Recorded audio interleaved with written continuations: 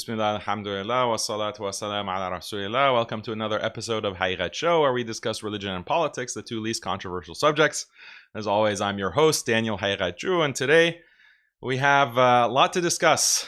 We're going to talk about Charlie Kirk, we're going to talk about immigration, we're going to talk about white nationalism, and we're going to even talk a little bit about Nick Fuentes, who has really broken out into the mainstream, getting covered by the New York Times.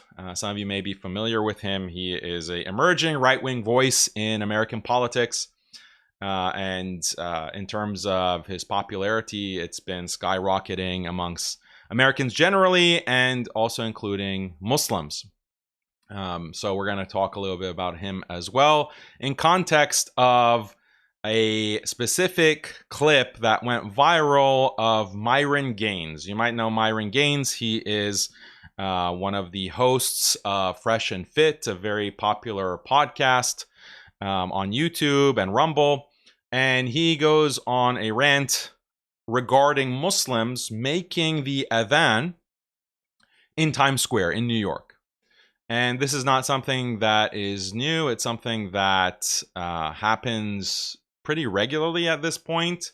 It definitely happens in Ramadan, where Times Square is, if you don't know, a very busy hub within New York City. It's a huge tourist attraction. People go there. There's all these big stores, a lot of lights. It's always very crowded, even in the middle of the night.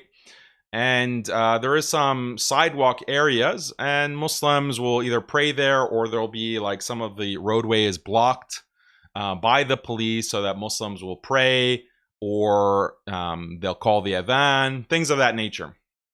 So Myron goes on a rant about this, and we're going to watch what he says, and we're going to react to it, analyze it. A lot of Muslims have reacted to it already and basically denounced Myron. Myron himself is a Muslim. He is Sudanese, I believe, and he claims to be Muslim. So a lot of Muslims have given backlash against Myron and criticized him. So just to give you a sense of what I'll be talking about, inshallah, later in the show, in analyzing this, I have criticisms for Myron. I also have criticisms for Muslims. Muslims who are reacting and how they're reacting to this, and the bigger picture that seems to be lost and no one's really talking about it. And that's what I really want to analyze and focus on and deliver to you, that kind of message, inshallah, in this show. And you can give me your thoughts in the super chats. You can give me your feedback in the comments, and we'll have engagement on this big issue, because it's an issue that is getting more and more immediate, intense. It's becoming more of a issue for Muslims. For reasons I'll discuss, there's just a rise in nationalist sentiment, a rise in populist sentiment, and it's very bitterly anti-immigrant. Very bitterly anti-immigrant, and Muslims in the West fall in that category. And so how do we respond to this? How do we, critique this and be principled about it and not fall into some of the traps that have been laid out for us? That's what I want to analyze for you today. Inshallah, it should be a interesting episode. So yeah, don't forget to subscribe to the channel, like the video. It really helps with the algorithm. Subscribe to our newsletter. You can find the link to the newsletter in the description below. I also want to plug DebateCon. This is something that Modern Day Debate is hosting. You might have seen many of my debates hosted by Modern Day Debates and James. And there is going to be a conference in mid-November. You can find the dates, the exact weekend in mid-November, and the location is going to be in Tennessee. Get tickets if you're in Tennessee. Travel to Tennessee, and you can watch me debate Andrew Wilson, who is a Orthodox Christian. He's also popular. He's also in the same genre as Fresh and Fit, talking about OnlyFans, debating OnlyFans feminists, for example. But he also does debates against atheists and secularists. So now he's going to be debating me, a Muslim, and it should be very exciting. So don't forget to check that out. It will eventually be on YouTube. Obviously, it'll be streamed. But if you want to go and see us in person and be part of the crowd, I highly encourage you to do that if you have the opportunity. get the tickets in the description below.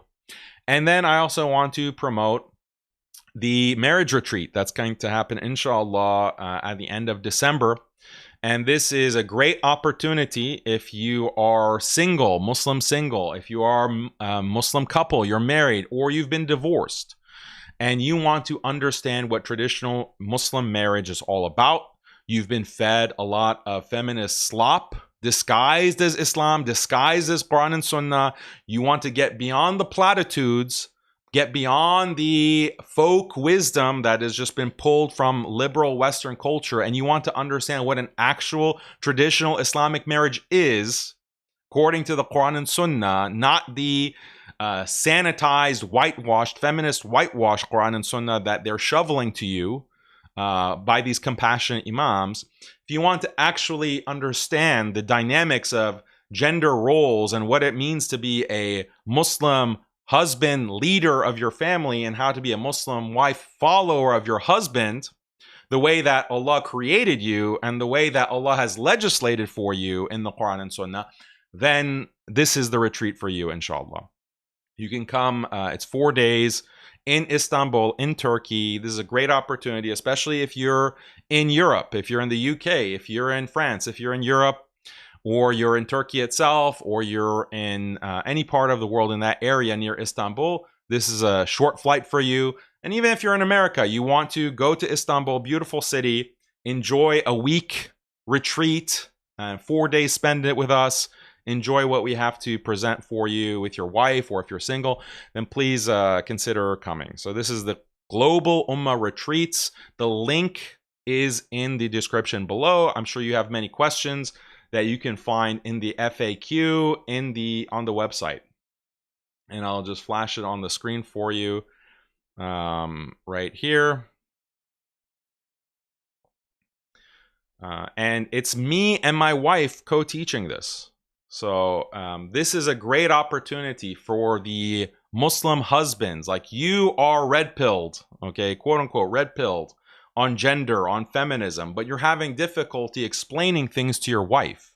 And your marriage is hanging in the balance. And the only opportunities that seem to be available to you is a feminist counselor or some kind of simp imam, compassionate imam at the local masjid that is going to only make the problem worse. So how do you convince your wife? She's not going to watch the red pill content. She's not going to listen to what I have to say. She needs another woman to explain it. Well, guess what?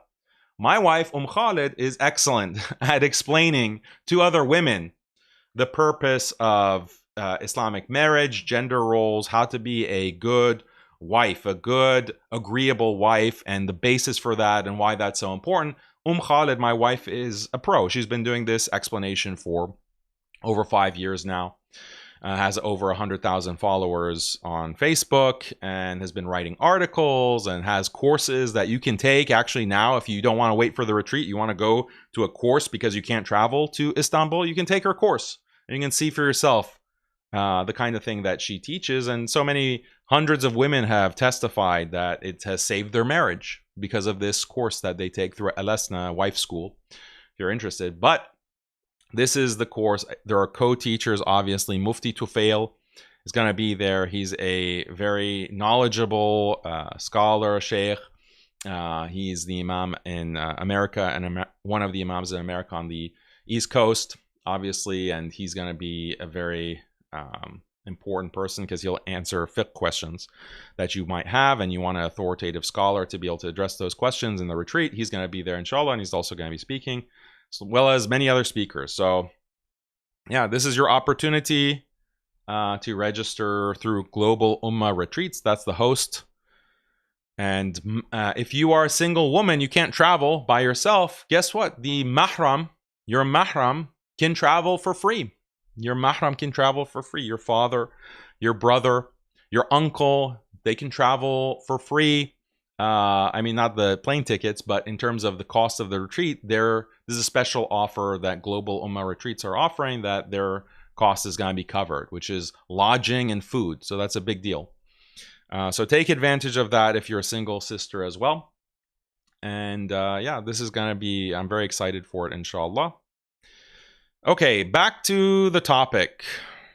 So, first of all, let's watch this clip from MYRON Gaines and what he has to say on Muslims giving adhan in Times Square. He's not happy about it, to say the least.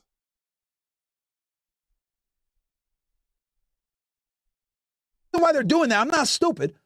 All right? They're shutting down Times Square, praying with loudspeakers to do what? To dominance. Okay? That's what they're really doing. I'm not stupid. Let's just call a spade a spade. All right? I'm probably the only Muslim that will admit this. When they're shutting down Times Square, when they're blocking off the streets, when they're doing the adhan 5 times a day, it's dominance. And if you niggas don't want to admit that, then I will, because you guys are liars. Dominance is to let people know that we're coming. And I'm here to tell you guys, the people of these Western countries have every right to resist you saying we're coming and we're going to take over. They have every right to resist. They really do. Because this is not a Muslim country. It's not. And I know you guys don't like hearing that. But if you guys want to hear that, go to Saudi Arabia, go to UAE, go to Qatar. These countries are all beautiful. They're safe. You don't got to worry about 99 genders. You don't got to worry about lutis.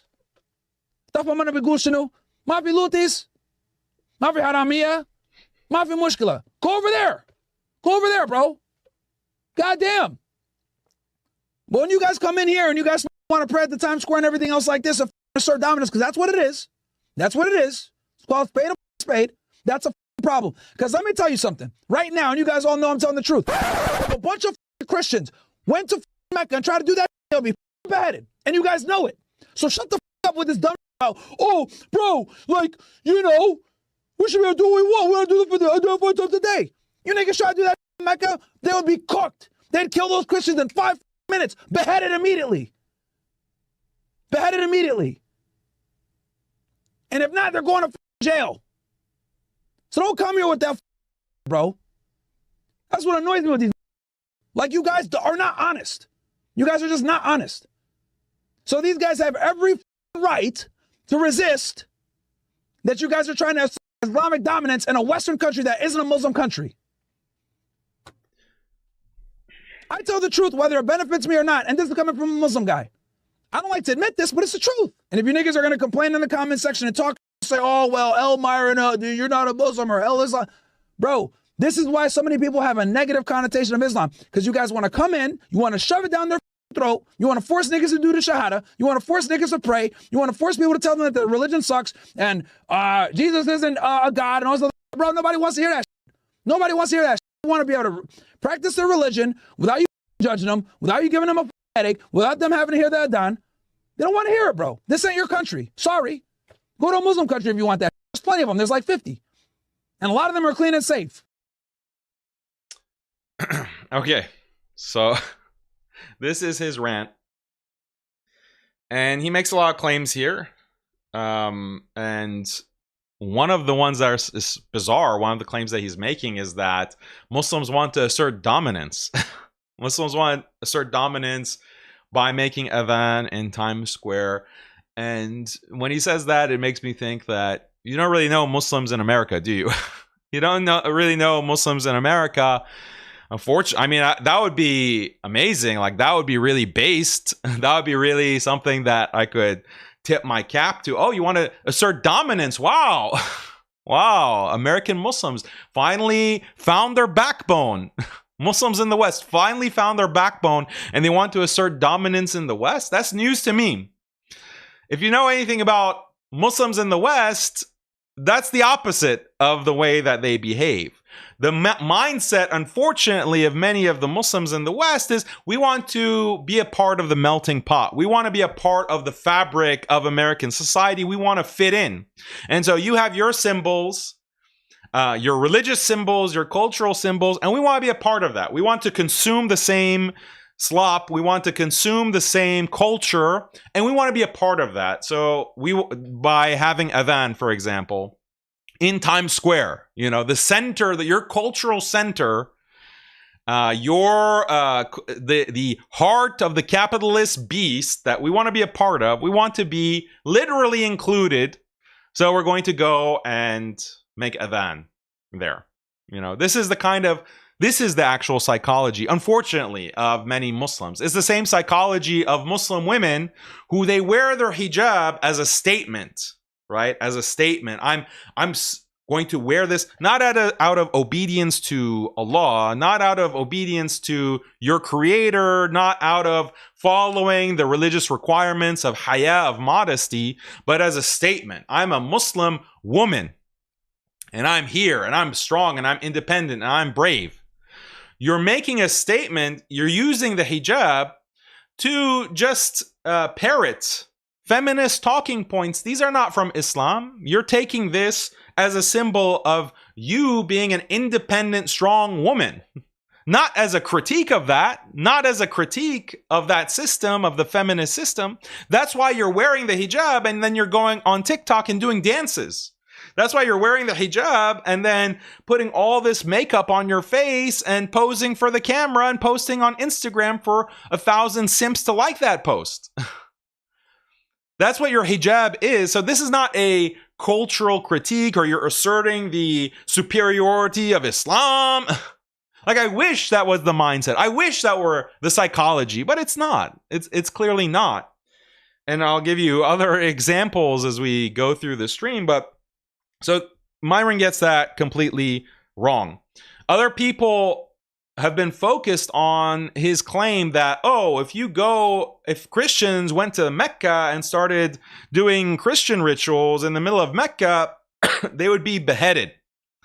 And people pointed out that, well, this is not true. This is not a correct analogy. Like, you're comparing Times Square, which has no religious significance, is not a sacred place, to Mecca. This is a disanalogy, and why would Muslims commit a beheading? No, they would just maybe arrest them, but this is not equivalent. I think this is a response that misses the larger picture and misses the larger point. So I think that what Myron is saying, he's reacting. He's reacting to the rise in right-wing populist sentiment, anti-immigration sentiment. And this is the larger context that we're going to talk about. And some of these figures, like Myron, like Andrew Tate, like Sneeko, they are more in touch with this right-wing rise in the public discourse. They're more in touch with it. They're more in the Trump circles, in the right-wing circles. They can see it and they can hear it and they can feel it viscerally. And they are reacting on that basis. They see that there's a lot of dissatisfaction with immigration in these countries, in America, in the UK, in France, in Germany, in Canada. And they are empathizing with that, and they are reacting on the basis of that. And so they're pointing to that dissatisfaction, and it is actually a real problem. They're correct in identifying, like, if Muslims act and immigrants act in a certain way, this becomes very volatile. It becomes explosive. It becomes dangerous because the animosity towards immigration is bubbling underneath the surface. And now, as certain democratic institutions, liberal institutions get weaker, that right-wing populism, that anti-immigration sentiment is going to explode.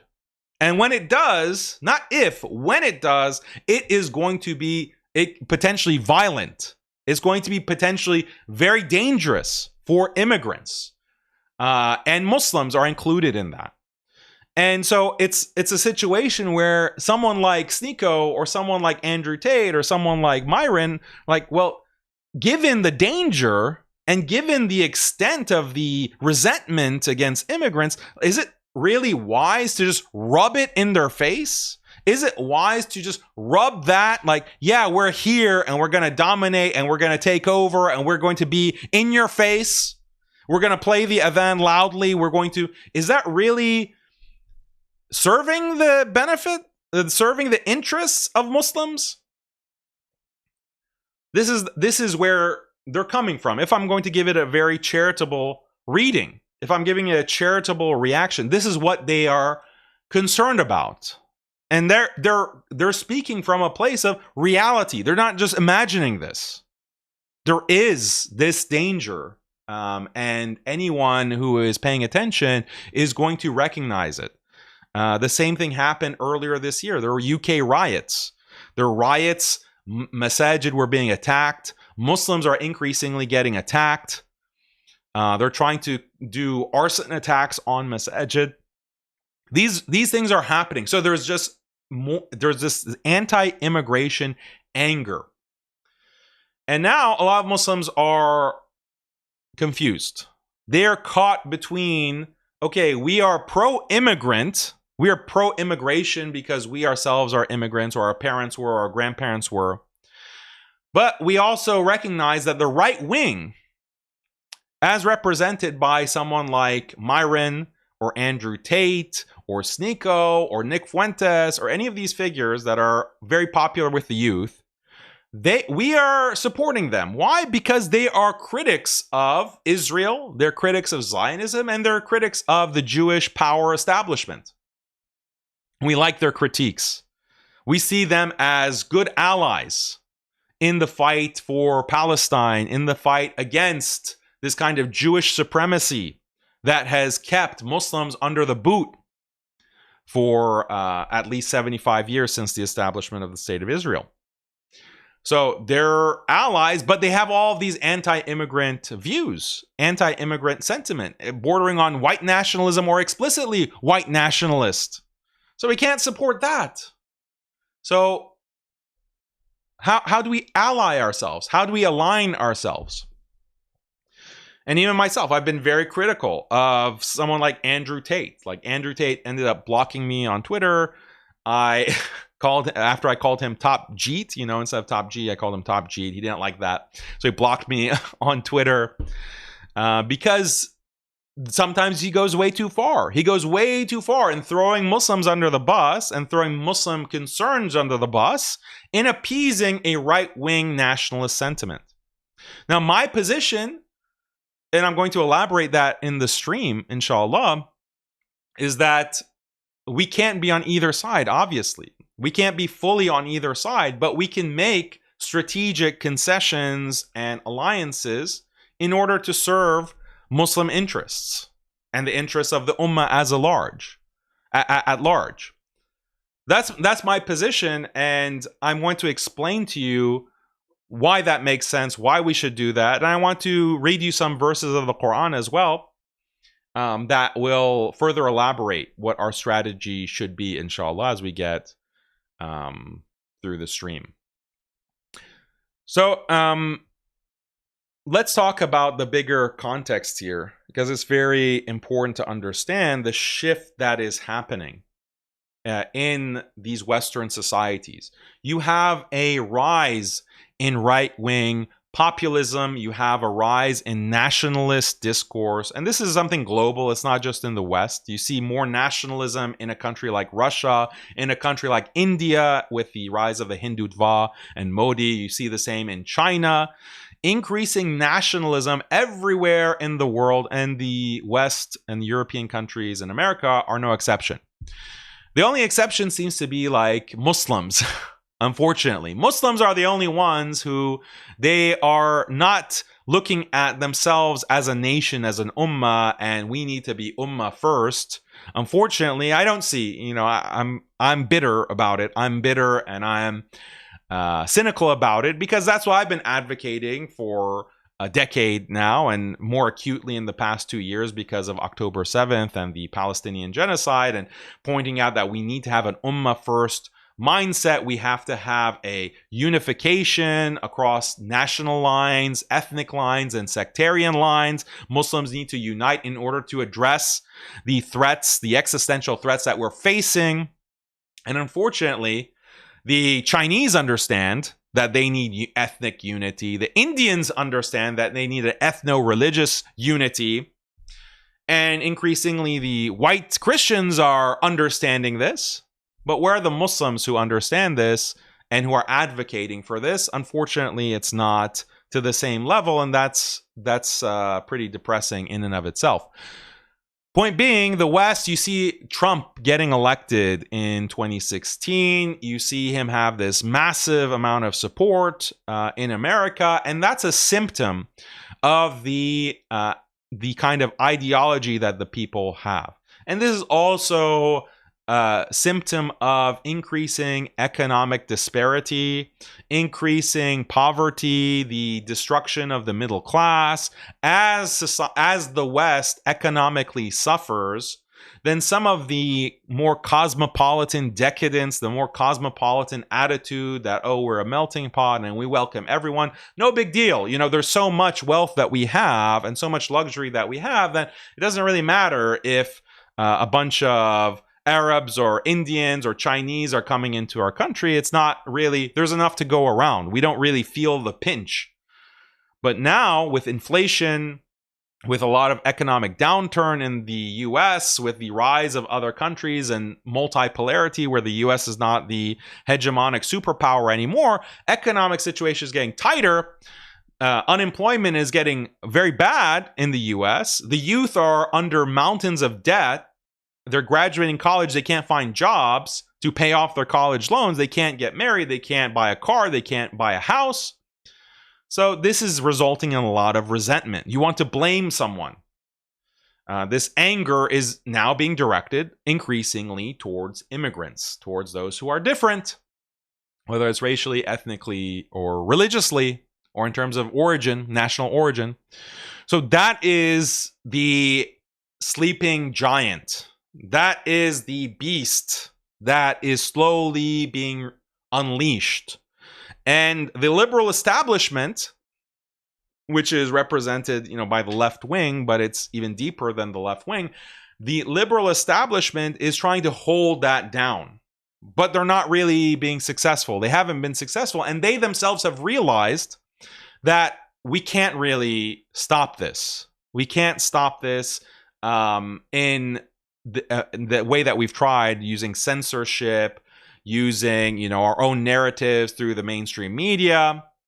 It's something that is inevitable, so let's try to co-opt it. And the Zionist Jews have been a big part of attempting to co-opt it. And Muslims have recognized this because a lot of the liberal institutions are led by Jews, by liberal Jews. And after October 7th, many of those liberal Jews suddenly became right-wing, suddenly became anti-immigrant, anti-Muslim. These are the same Jews that were enabling Muslims to come into the United States because they're pro-immigration, pro-open borders. They were helping Muslims establish institutions, helping Muslims take positions in government, in Congress, in the executive branch, wherever. You had institutions like CARE, for example. CARE, as a Muslim civil rights organization, made a lot of headway in Washington, D.C. when Trump won the election in 2016. Why? Why is the liberal establishment suddenly opening their doors to Muslims with the election of Trump? Some of it had happened with the election of Obama as well, but the floodgates in terms of Muslim acceptability of Muslims and the taboo against criticizing Muslims as Islamophobia, that happened in 2016 and 2017. And if you recall, back in 2016, you had Muslims who were campaigning for Hillary Clinton, and Hillary Clinton was inviting them to her conventions and her fundraising, and she was really foregrounding Muslim figures like Khizr Khan, if you remember. And they were promoting Khizr Khan and his wife, and they were platforming them at the Democratic National Convention. And what is Khizr Khan's claim to fame, this Pakistani man? Well, he's an immigrant, and his son, Humayun, I think was his name, Pakistani, had joined the U.S. Army and had gone to Iraq, fighting in the Iraq War, and he was killed in Iraq. So this is a father of a killed soldier, U.S. Army soldier. He is the perfect representation of the melting pot of America. And guess what? Trump is attacking him. Trump is saying, oh, his wife doesn't even talk. Like, Trump had certain comments directed at this Pakistani couple. So the Democratic Party took advantage of that and said that, oh no, this shows Trump's bigotry. Trump is a racist. He's an Islamophobe. We love the Muslims. We love Khizr Khan and his wife, who wears a dupatta, wears a scarf on her head. We love them. We're going to feature them at the Democratic National Convention. We're also going to bring Sherman Jackson, the Muslim professor who is outspoken actually about U.S. imperialism.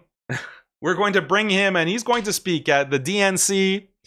And this was the time when the compassionate imams were completely on board the Democratic Party, the left-wing party. Who do you think opened those gates? Who do you think allowed for that? Liberals and many liberal Jews. And what was I saying at that time? Saying this is a trap. This is something that is very destructive. Like, you're basically making Muslims into liberals by pushing them to embrace the Democratic Party and everything that entails. Like, okay, fine, you're happy about the Democrats because they're pro-immigration, but what about their stance on LGBT? What about their stance on feminism and abortion? What about their stance on family? What about all of these cultural issues and that very much affects Muslims in America? Their antagonism to religious belief in general. You're opening the door for these kinds of democratic liberal values to affect the Muslim community in a very acute way. This is not a smart trade that you're making or a smart bargain that you're making with the Democrats and with Hillary Clinton. That's why I was saying at that time. And part of the reason that I was saying this, by the way, is that I recognize that this is something that is on its last leg. Like, this kind of democratic liberalism, cosmopolitanism, pro-immigration, it's on the way out. So you're basically hitching your wagon to or hitching yourself to a wagon that's going to not be moving very far. It's going to be replaced by this populist Trump train, by this right-wing populist nationalist Trump train that's speeding ahead. So insofar as you want to make any kind of compromises, insofar as you want to make any concessions, then at least do it with the winning team.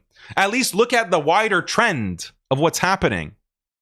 Like, maybe it's not smart to start telling Muslims to support gay marriage, as Yasser Qadi did, or as Omar Suleiman's Yes Queen Institute or Yes Queer Institute, Simstitute, was telling Muslims to do. To accept gay marriage, to accept many, if not all, LGBT rights. Like, why would you? This is something that's on its way out. This is something because of the economic situations in the West, because of the rise in right-wing Christian conservatism. These things are on the way out. So why are you betting on the losing side and doing it by compromising on Islam in such a deliberate, clear way? This makes no sense. This is strategically retarded. These are the critiques that I had for years, trying to get Muslims to see that this is a problem. Allying with the liberals, with the Democrats, this is a huge problem. It's strategically stupid. It's requiring compromise on the deen, and it's going to destroy an entire generation of Muslims. And I was right. I was 100% right about this. And Muslims only started, notice this, Muslims only started to move back from the most left-wing LGBT position. They stopped going to these migrant marches that they were doing, right? Omar Suleiman infamously is going to the migrant march for migrants, for refugees. You don't really see him do that much of that. You don't see any of these compassionate imams virtue signaling to the extent that they were in the years 2017, 2018, 2019, 2020 even. You don't see that. Why? Because there's been a massive shift. There's been a cultural shift. You see more of a criticism of LGBT. You have conservatives like Matt Walsh with their documentary on What is a Woman. And only when there was that kind of cultural space, cultural political space created, starting with 2017, 2018, that's when you see some of these imams slowly start to become more sober about liberalism, about LGBT, about feminism. Very, mildly, but not because they're leading the charge against LGBT feminism and abortion. They're only following. And they're only moving to the extent that they've been allowed to move against these kinds of liberal values. And you've noticed that. You've noticed over the past 5 years, there has been a very slight shift away from the cutting edge of liberalism that Muslims were being pushed on by the compassionate imams in circa 2016, 2017. And I think it's very clear why. There's been a cultural shift. And now, after October 7th, those doors are actively being closed. Muslims are being actively shut out. The organizations that were allowed to have a seat at the table, no longer. They're being kicked out. And it's many of these Zionist Jews that are pushing it. They're saying that, well, we were nice to the Muslims, and now they're supporting Palestinians. They're supporting, free Palestine.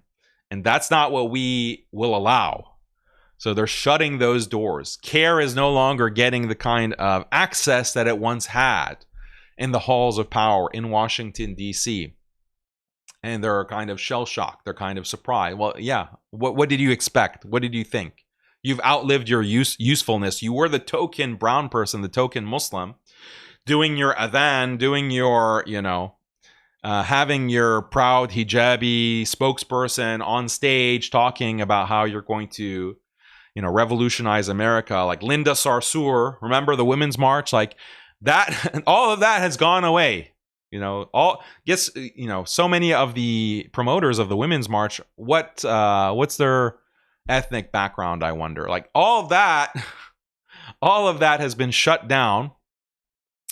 And it's because of this kind of October 7th backlash against Muslims in the West. So what this is created is that kind of umbrella that Muslims had, that kind of protection, institutional protection that Muslims had to be bold, and make adhan and to go and march, that is going away. It's already eroded to a very significant extent. And this is important to recognize. This is very important to recognize, because if Muslims want to pretend that we're so brave that we're going to go to Times Square and we're going to make adhan, is it really because you are contradicting authorities? Like, are you breaking the law? Like, is this kind of resistance to make adhan in Times Square? Don't get me wrong. I'm not criticizing the act itself, and there might be benefits to that act, but there's also downsides to it as well. One downside is that you're generating animosity and potentially violence against Muslims. But let's put that aside. I'm asking a different question. Are you really, resisting? Is this kind of a peaceful protest? Is this like some kind, what is the symbolic value in terms of resistance? You're only making adhan in Times Square because the authorities in New York have allowed that for you. They're the ones who have allowed it, and you're taking advantage of that and using that opportunity. You're only doing that because you've been given permission to give adhan in Times Square. And those same authorities tomorrow, they can take it away. If you really want to make a statement about Islam, when would have been a great time to make adhan? When it would have been an ideal time to show the world what Islam is about? How about when there were COVID lockdowns? When there were COVID lockdowns, making adhan at that time. No, at that time, you were holed up. You were isolating yourself. You were shutting down the masajid. The mosques, they all have to be shut down because there's this deadly virus, even though all the data shows that it's not actually as deadly as they're claiming it to be, and this is just a mechanism of social control. At that time, you were shutting down the masajid for about 2 years, 2 whole years. Canceling Ramadan for 2 years. Canceling congregational prayer for 2 years. You didn't have a problem with that. Even though your religion is telling you, Islam is saying that this is not acceptable. This is not acceptable to do this. And as a practical matter, when we actually, with an objective lens, look at what the program is, this social program is the social engineering program to lock down society, to close down all these institutions, except for the few. Remember the Democrats at that time were saying, it's so this virus is so deadly. This virus is so deadly, but this is in 2020. But Black Lives Matter. So Black Lives Matter protest, that's fine. The virus, if it's a Black Lives Matter protest, it recognizes the importance of Black lives and it doesn't infect anyone. It doesn't spread. There's no transmission. But if you want to go pray at your church or your masjid, no, then the virus wakes up and suddenly it gets transmitted again in a deadly fashion. Like literally, this is what when this is what the authorities are saying. Any kind of rational person will recognize that this is a hoax. This is a complete hoax. And it's been proven. It's been proven 10 times, 20 times over. We covered it in previous episodes where Fauci comes out and says, yeah, the 6 feet rule, like the masking rule, all of that. We just made it up. So the vaccine, how about that? How about taking a stand? You're so brave, mashallah. You're so brave. You're standing up to authority because you're making adhan. How about standing up against these mandates? No, you weren't willing to do that. You just want to be a good serf. You want to be a good slave. Obey. And even went in where I am at in Texas, the authorities here, the government here was pretty laissez-faire about the lockdowns. It wasn't really enforced, and masajid and churches, they could open their doors, and churches took advantage of that. Churches continued their congregational worship services, but the Muslims, they had to virtue signal and prove how good, obedient serfs they are to the establishment. They kept the mosques closed, even after the authorities in Texas, who were Republican, right-wing, said, it's fine. It's fine. You can start going back to prayer. No. The left-wing authorities are saying that it's still it's dangerous. We can't have Friday prayers. Yeah, okay. So you do understand what I'm saying here is that this is the kind of bravery that we see, quote unquote bravery, boldness. We're going to make adhan, we're going to wear hijab, we're going to do. It's a fake, unfortunately, for many Western Muslims. It's just fake because you're not actually going against the authorities. The authorities have given you permission to behave in this way for their own purposes. And you, the Muslim community, has shown absolutely no willingness to go against any authority, even if the authorities aren't being really hard or harsh about it, even when there aren't really big consequences. You're showing no willingness. Is there a big cost? Are you going to be locked up in Guantanamo Bay if you say, yeah, I'm against feminism, yeah, I'm against LGBT, yeah, I'm against COVID lockdown? Are you going to be thrown into Guantanamo Bay? No. And in fact, many Americans have been protesting these things, speaking out against these things, resisting these programs. I've been doing it for over 10 years. Did they throw me in prison? And all of these other Americans who have been doing it as well? Yeah, you might lose your social media. Yeah, you might be banned. You might be censored. I was censored as well. But is that the big cost for having principles? That's all you're giving up? It's not even a life or death situation. It's not like you're going to be fined or put in prison.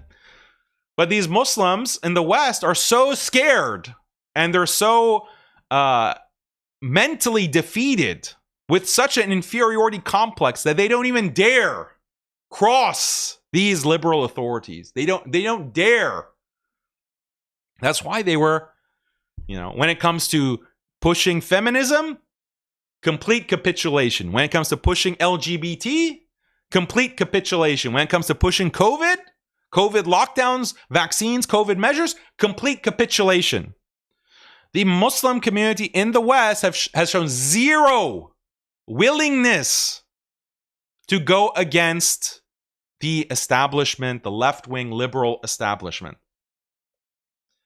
And what that means is it's bad news. It means bad news because if that establishment starts clamping down, if that establishment starts becoming more hostile to Muslims, maybe more hostile than they've ever been in the past 50 years, what do you think Muslims are going to do? They have no capacity.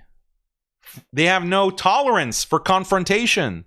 They have no tolerance for actually stepping out of line to resist anything. Other Americans, they organize. Other Americans, they politically try to work together, create networks that are pushing against these institutions in a legal fashion, what's legally afforded to them. I'm not talking about anything illegal, just purely legal means that are available to them. They organize and they politically are active. Muslims have shown in the West, have shown no willingness. And it's not like Muslims are just fresh off the boat, especially in America or even in the UK. We're not fresh off the boat. The second generation has matured. I'm second generation. I'm fully matured, almost 40 years old. You have the same situation throughout the West. So what's the excuse? What's the excuse for having no willingness to confront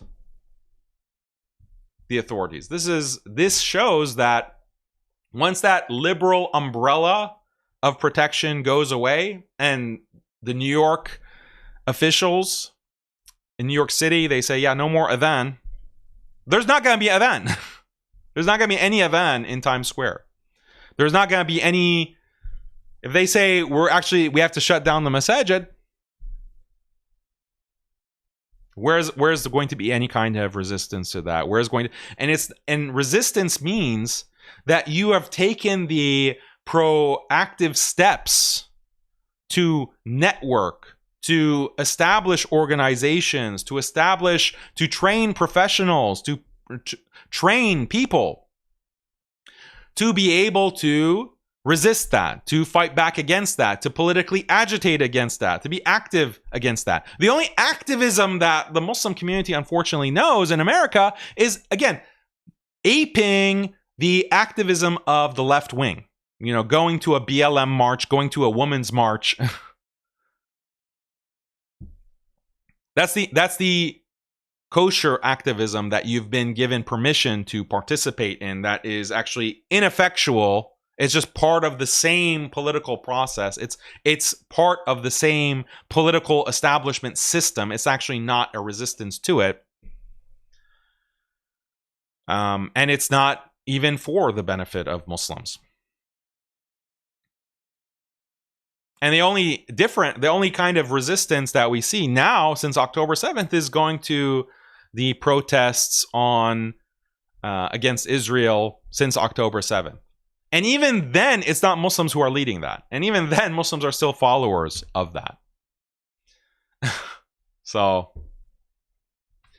this is a dire situation because it means we're unprepared.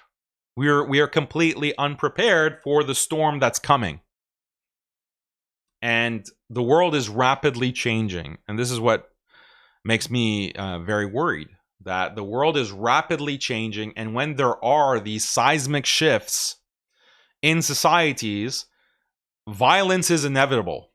Conflict, chaos, violence is inevitable. There's a reshifting of the order. Powers are shifting. There is a shift from liberal order to populist nationalist order.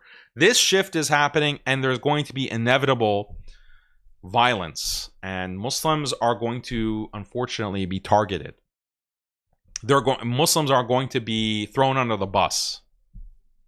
You'll find that these liberals, whether they're Jewish or Christian or atheist, they don't really have much concern, or homosexual for that matter, they don't really have much concern for Muslims as such. You are a useful prop you're a useful prop for Bernie Sanders to come and have Imam Omar Soleiman, come and speak at his rally. Like, you're a useful prop. But when things get hairy and you've outlived your usefulness, you're going to be thrown under the bus. You and all those who represent you, all those who were seal clapping for you.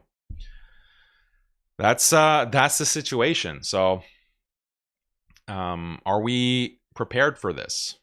Are we prepared? So we've been a useful prop in this liberal machine. We've been used for the purpose of virtue signaling that, the Democrats and the left wing is so tolerant against the right wing bigots. And Muslims have adopted those lines. We've adopted like the main critique. And you see this in the reaction to MYRON, or you see this in the reaction to many of these right-wing anti-immigrant voices. The reaction from Muslims is a shrill, you're a bigot, you're a racist, you're an Islamophobe. Newsflash, no one cares. No one cares about that kind of attack or that kind of criticism. You call someone an Islamophobe, they say, yeah, thanks for noticing. Call them a bigot, yeah, that's true, I am a bigot. I don't want you in my country. That's the way that they think. You can't shame them. Like, this kind of liberal knee-jerk reaction that Muslims have adopted. Oh, you're just a racist. They don't care. They don't care. So why do you think the reason that Muslims are using this line is that, it had power. Accusing someone of being a racist, that has meaningful power when you're protected by these liberal institutions. When these liberal institutions have the power to crack down. But as I'm saying, those liberal institutions no longer have the same kind of power that they once did. Those institutions are cracking. That government power, that establishment is cracking. It's crumbling. So now when you talk, you say, you're a racist. Now it doesn't have the same effect. In fact, it makes them more angry. It makes them more feel like you're the enemy when you use that type of language. But Muslims haven't gotten the memo.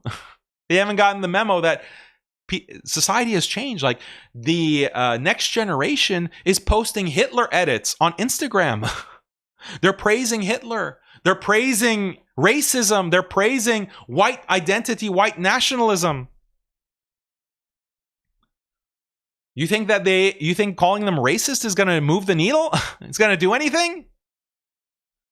You're out of touch. You're completely out of touch with what is happening in society and what the next generation is going to be.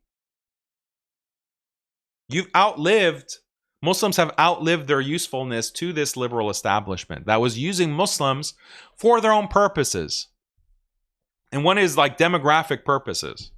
Demographic purposes, why? We need cheap labor. We need cheap labor to cut our costs, to increase profits.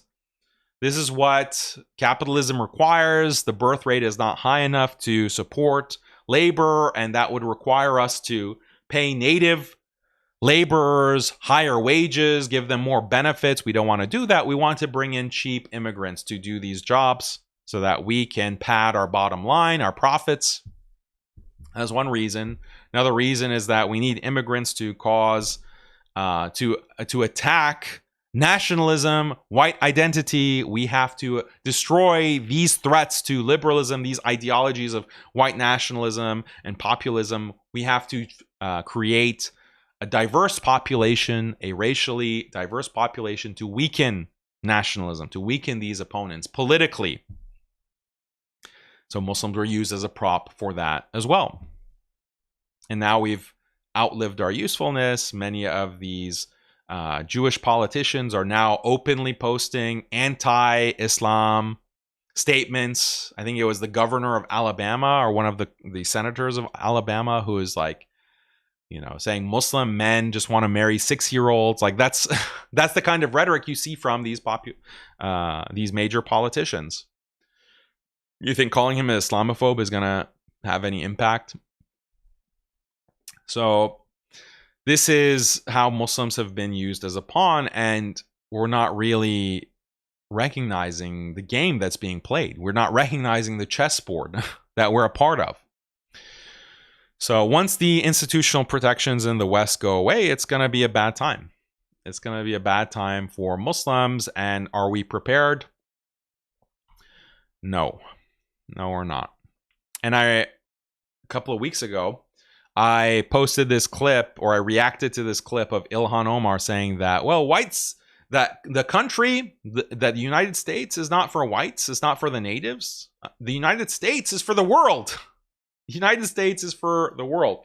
I'm criticizing this. Like, again, you're completely tone deaf. Don't you understand how angry this is making people feel, and how angry Americans are at immigrants? And you're just stoking the fire? For what reason? What is the purpose of that?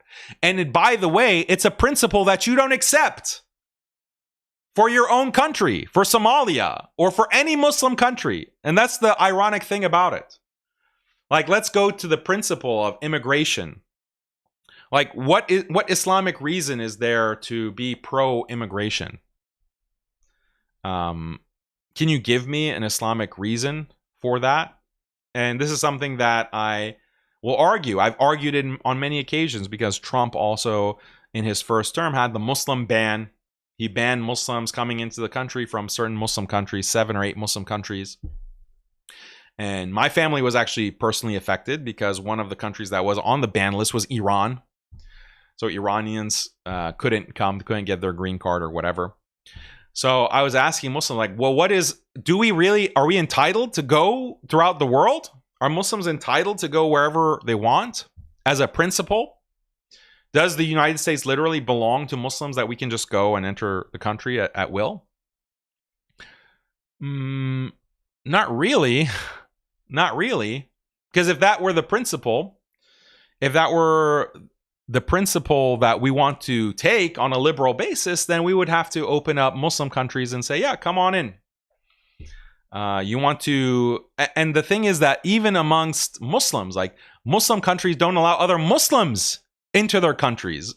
If you want to go, like, if you're a Muslim who wants to make hijrah, and you want to go and be a second-class citizen in any of these Muslim countries, go ahead. You're not going to be given citizenship.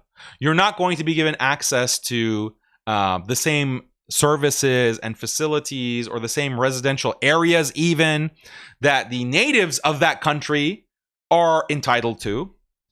You're not going to be getting your papers unless you're very rich and you throw down like $250,000 or even more, $500,000 to actually buy your citizenship, even though you're a Muslim. These countries are very strict with immigration. So why are we trying to impose a standard on the US that we don't actually have for Muslim countries themselves? That's point number one. Now, I'm not saying that there isn't a reason that Muslims have, like a justification for immigration, because we know that the West has been invading Muslim countries and continues to do so, continues to control Muslim lands, continues to bomb and attack and invade and impose sanctions, economic sanctions on Muslim lands. That system hasn't gone away. So as a reaction to that, as a reaction to that, Muslims start pouring into the West, how can you blame the Muslims for that? How can you blame the Muslims for that? And that's the dimension that, unfortunately, some of these right-wing commentators, they don't want to appreciate, they don't want to acknowledge. Someone like MYRON, I don't know how much he will acknowledge that. He will recognize that. And this is the hypocrisy of the white nationalist narrative that I keep pointing out. And I had a debate with Keith Woods about this, who is a European nationalist and defends nationalism and closing borders, etc.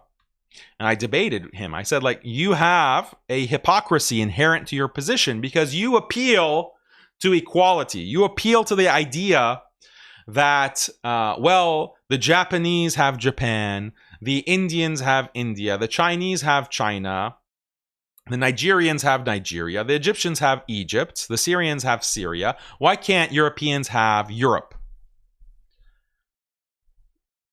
Don't we? Isn't that fair? Isn't that equal?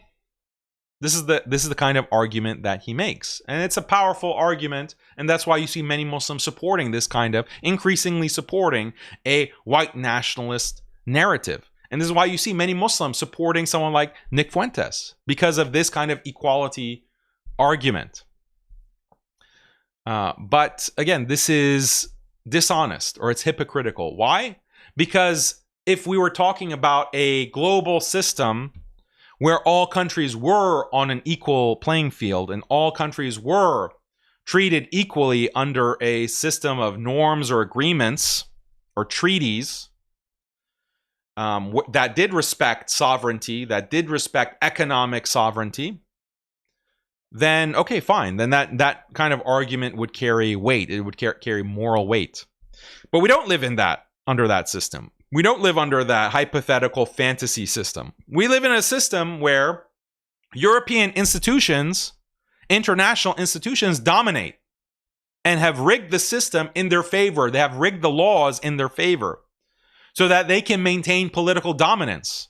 Ever since the end of World War II and the rise of the United Nations, the rise of international human rights law, that system of law, the international rules-based order, is a farce, and everyone knows that, and everyone can see that, especially with what's happening in Gaza, in Palestine, what happened in Iraq before that, and Afghanistan before that. It's a farce. It's only there to protect the interests of some over others, and Muslims have been getting the short end of the stick. So you don't play by these rules, by this principle of equality. That system is in place. And nothing that you are proposing, that these white nationalists are proposing, addresses that system, addresses that overarching system of law and subjugation and economic power. So how serious are you about equality? Like, how serious do you take this, like, principle that you want to use to get Muslims to support anti-immigration? Doesn't seem that you actually are committed to a world of equality. It seems like you're committed to a world of continued domination. So if that's the case, if might makes right, then why shouldn't Muslims use the same logic? Why can't Muslims say that, okay, well, we're going to use immigration to come to countries in order to build up our economic power. We're going to pursue our economic interests by migrating to countries that have more economic opportunities. And we're going to exercise our political rights by voting in elections or by organizing political organizations, civil organizations, communities. We're going to exercise that capacity that we have, and in any other means that we have at our disposal to protect ourselves from this onslaught, to protect our children and future generations from this onslaught. Because clearly you're not actually committed to this kind of global principle of equality, of everyone respect each other's borders, everyone respect each other's values within your country. If you want to have Sharia, Islamic law in your country, we're going to respect that. No, clearly that's not the case. Clearly that's not the kind of order that we see some of these populists advocate for. They're solely concerned about their own interests, even if that is going to supersede and create problems for Muslims. So this is the kind of critique that I give nationalists. But that being said, I think there is room for concessions. I think there's room for alliances. I think there is room for negotiating. And now is the time to do it. Now is the time when there hasn't been this complete sea change where nationalists have completely taken over the West.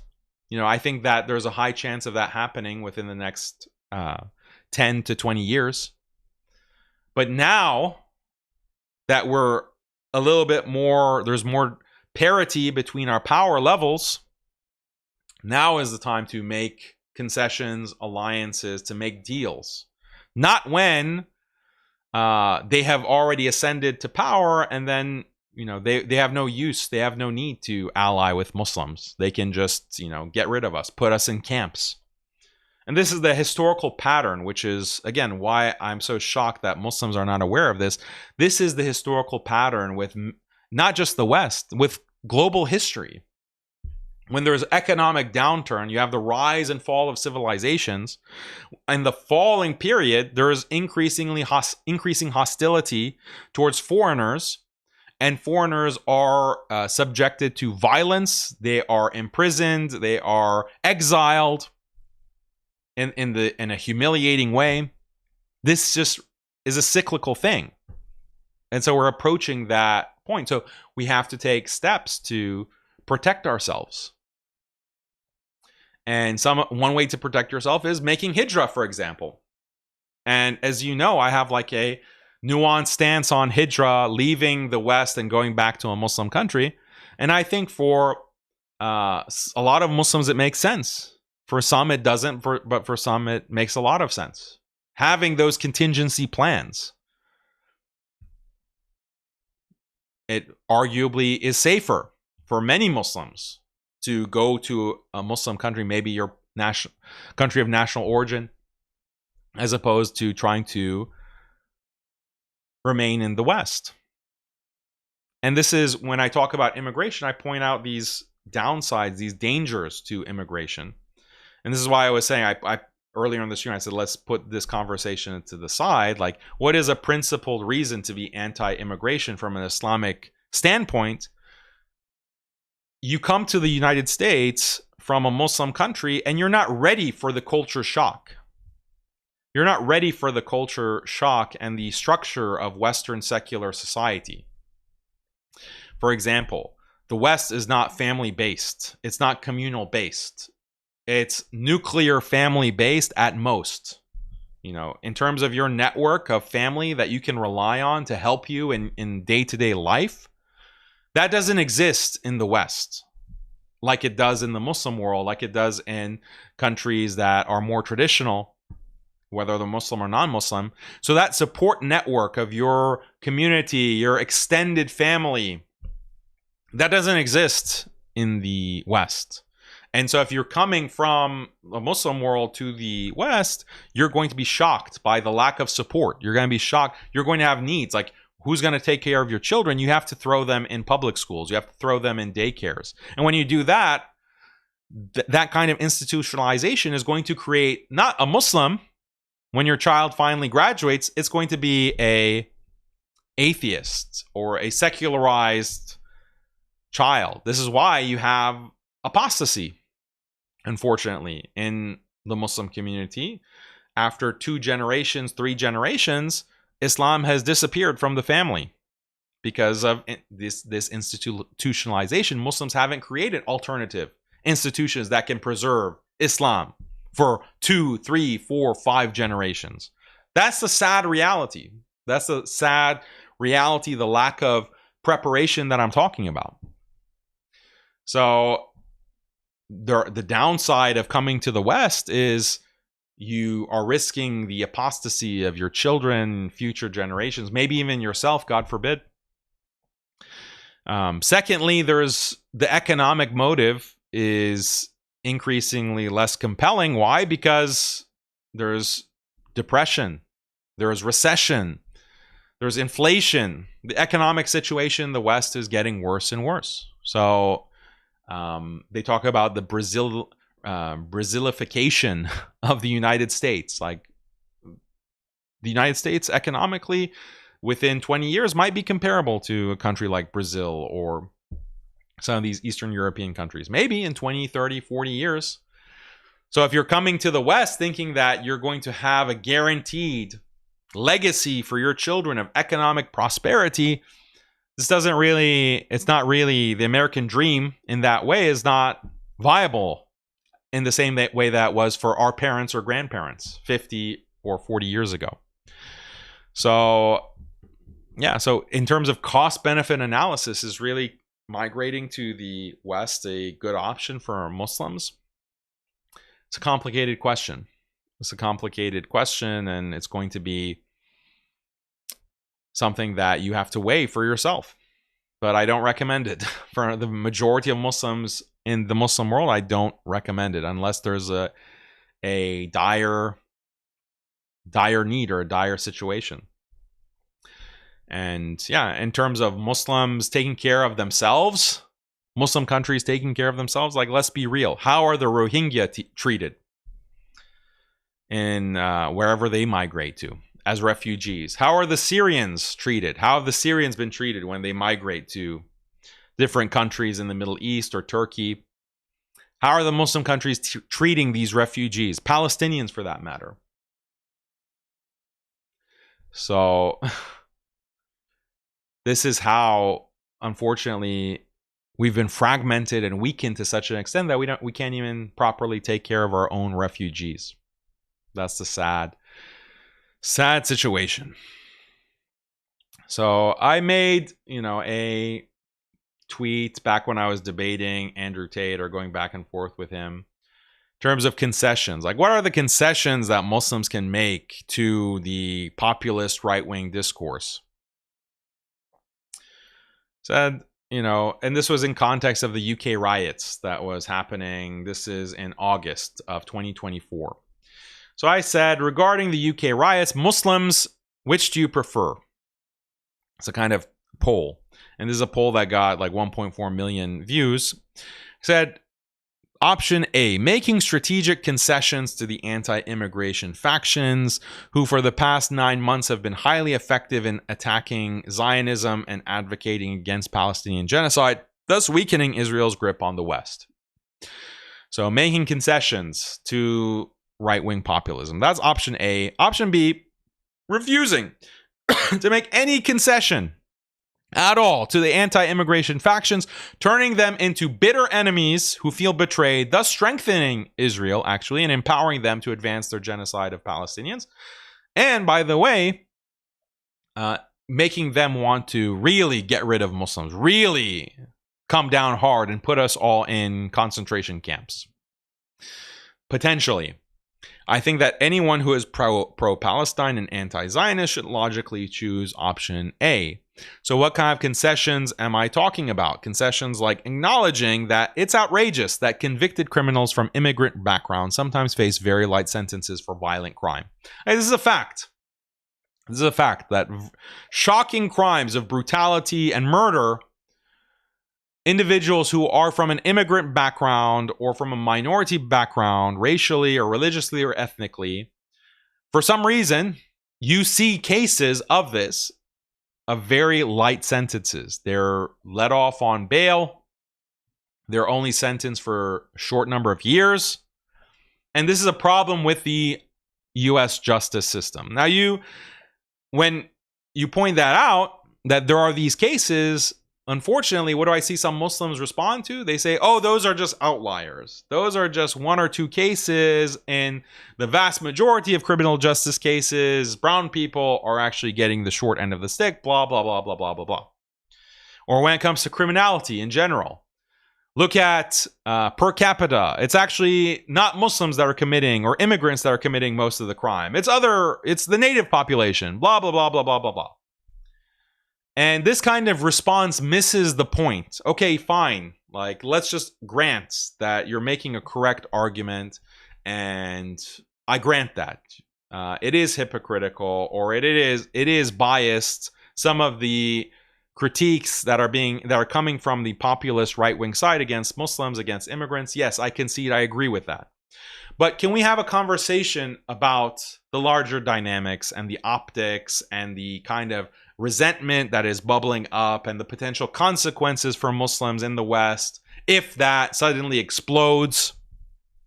Like, even if it's the case that most of the killing and raping and whatever is happening by the native white population, it's still significant if 10% of it is happening, or 5%, even if it's proportionate, or even we're underrepresented in crimes, that's happening by Muslims or that's happening by immigrants. there's a big difference, you know, in terms of optics, in terms of people's sentiments. You know, if my child in my own house is, you know, smashing the glass, punching holes through walls, like it's my house and my child is doing that, yeah, it's bad. I don't want it. But it's a lot worse if my kid is doing that at someone else's house, going to someone else's house and causing that damage, breaking glass, shattering dishes, being like an absolute demon. The context of that, the optics of that is so much worse. Even though it's the same kind of behavior. So why are we not appreciating that? For our own sake. For our own sake. I'm not even saying this as a kind of, oh, let's be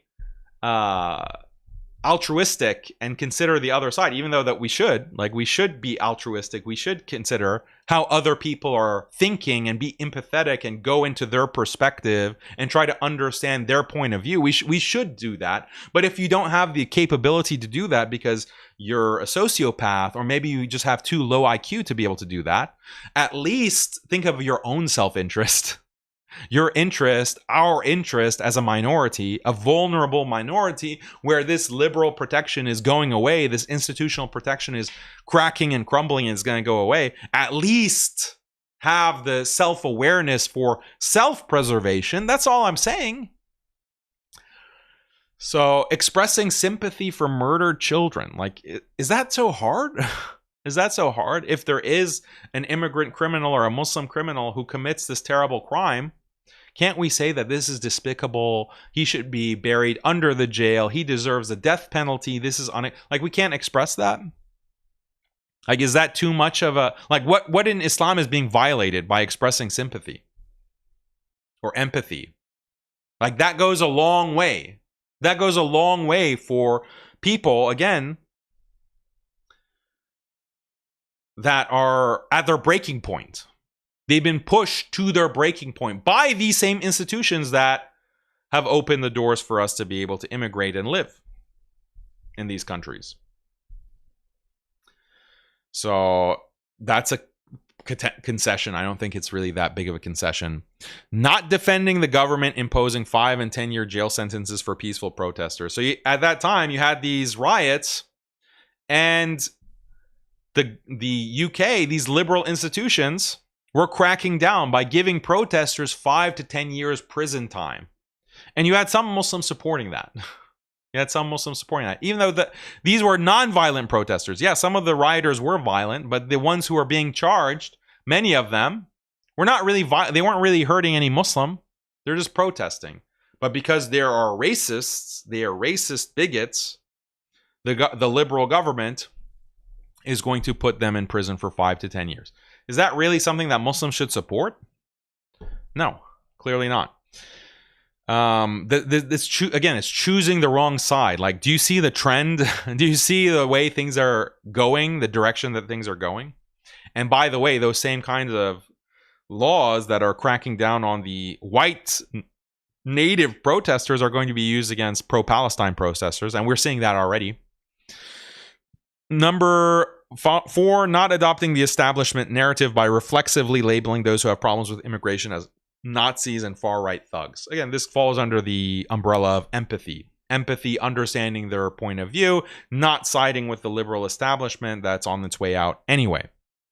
I think we should make these concessions for the sake of Palestine, especially since none of these concessions violate Islam or mean we tolerate anyone who attacks Muslims on the streets. I'm not for obviously tolerating anything like that. And it means we agree with anti-immigration factions on everything. Clearly, we don't. If you've paid attention to what I've been saying for the past hour, clearly I have criticism of the anti-immigration side. I have major criticism pointing out the hypocrisy of some of the white nationalist rhetoric, Christian conservative nationalist rhetoric.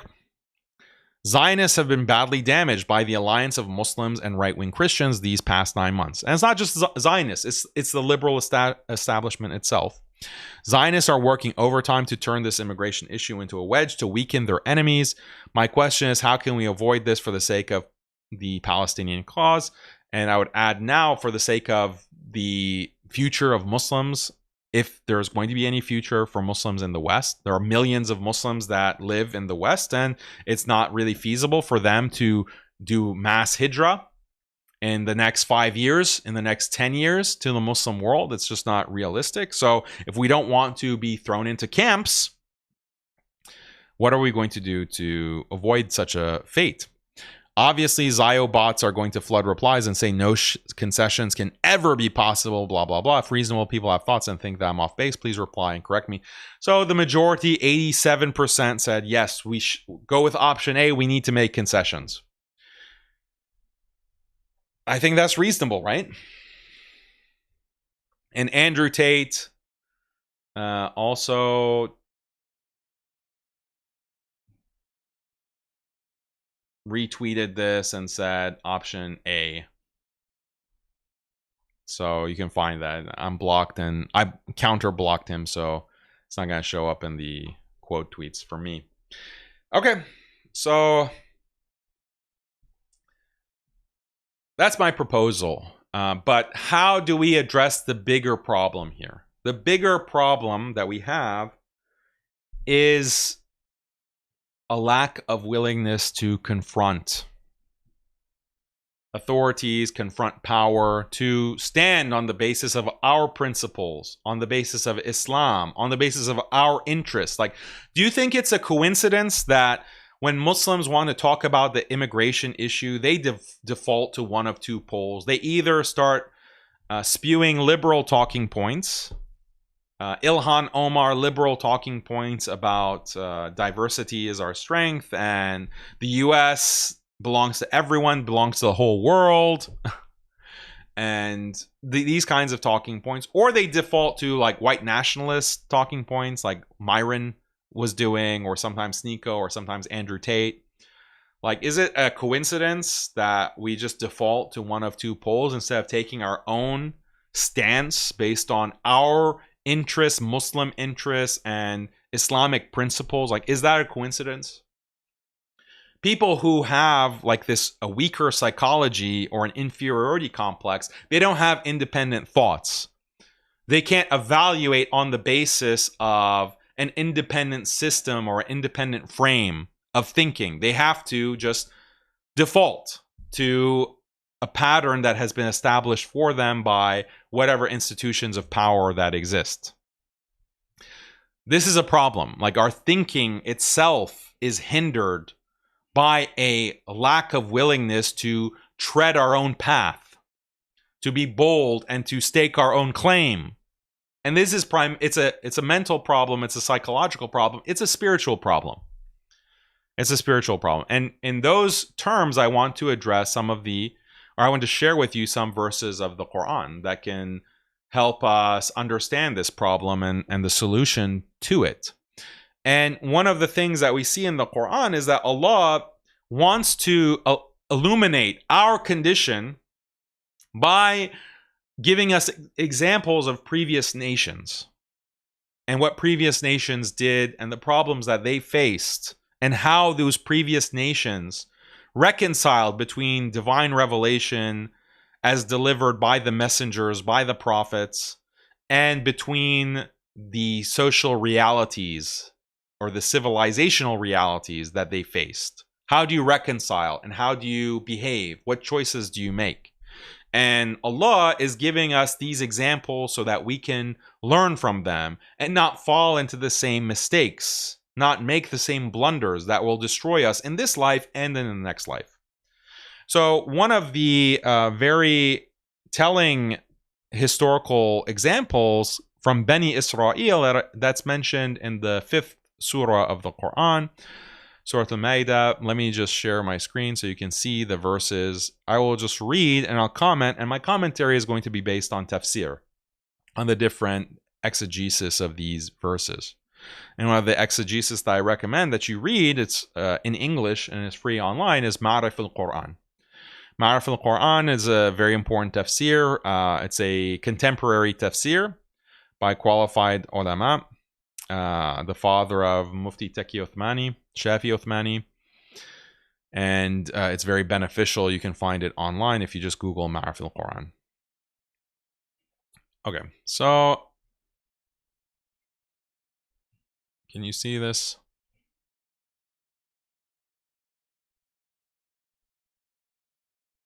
Okay, so verse 20, chapter 5, verse 20. And mention, O Muhammad, sallallahu alaihi wasallam, when Moses said to his people, O my people, remember the favor of Allah upon you when he appointed among you prophets and made you possessors, or another translation is kings, muluk rather, and gave you that which he had not given anyone among the worlds. Okay, so this is the Prophet ﷺ mentioned the example of Moses. Moses said to his people, remember the favor of Allah. So what are the favors that Moses is mentioning to his people, to Bani Israel? He has appointed among you many prophets. He has made you kings, authorities, possessors, meaning wealthy.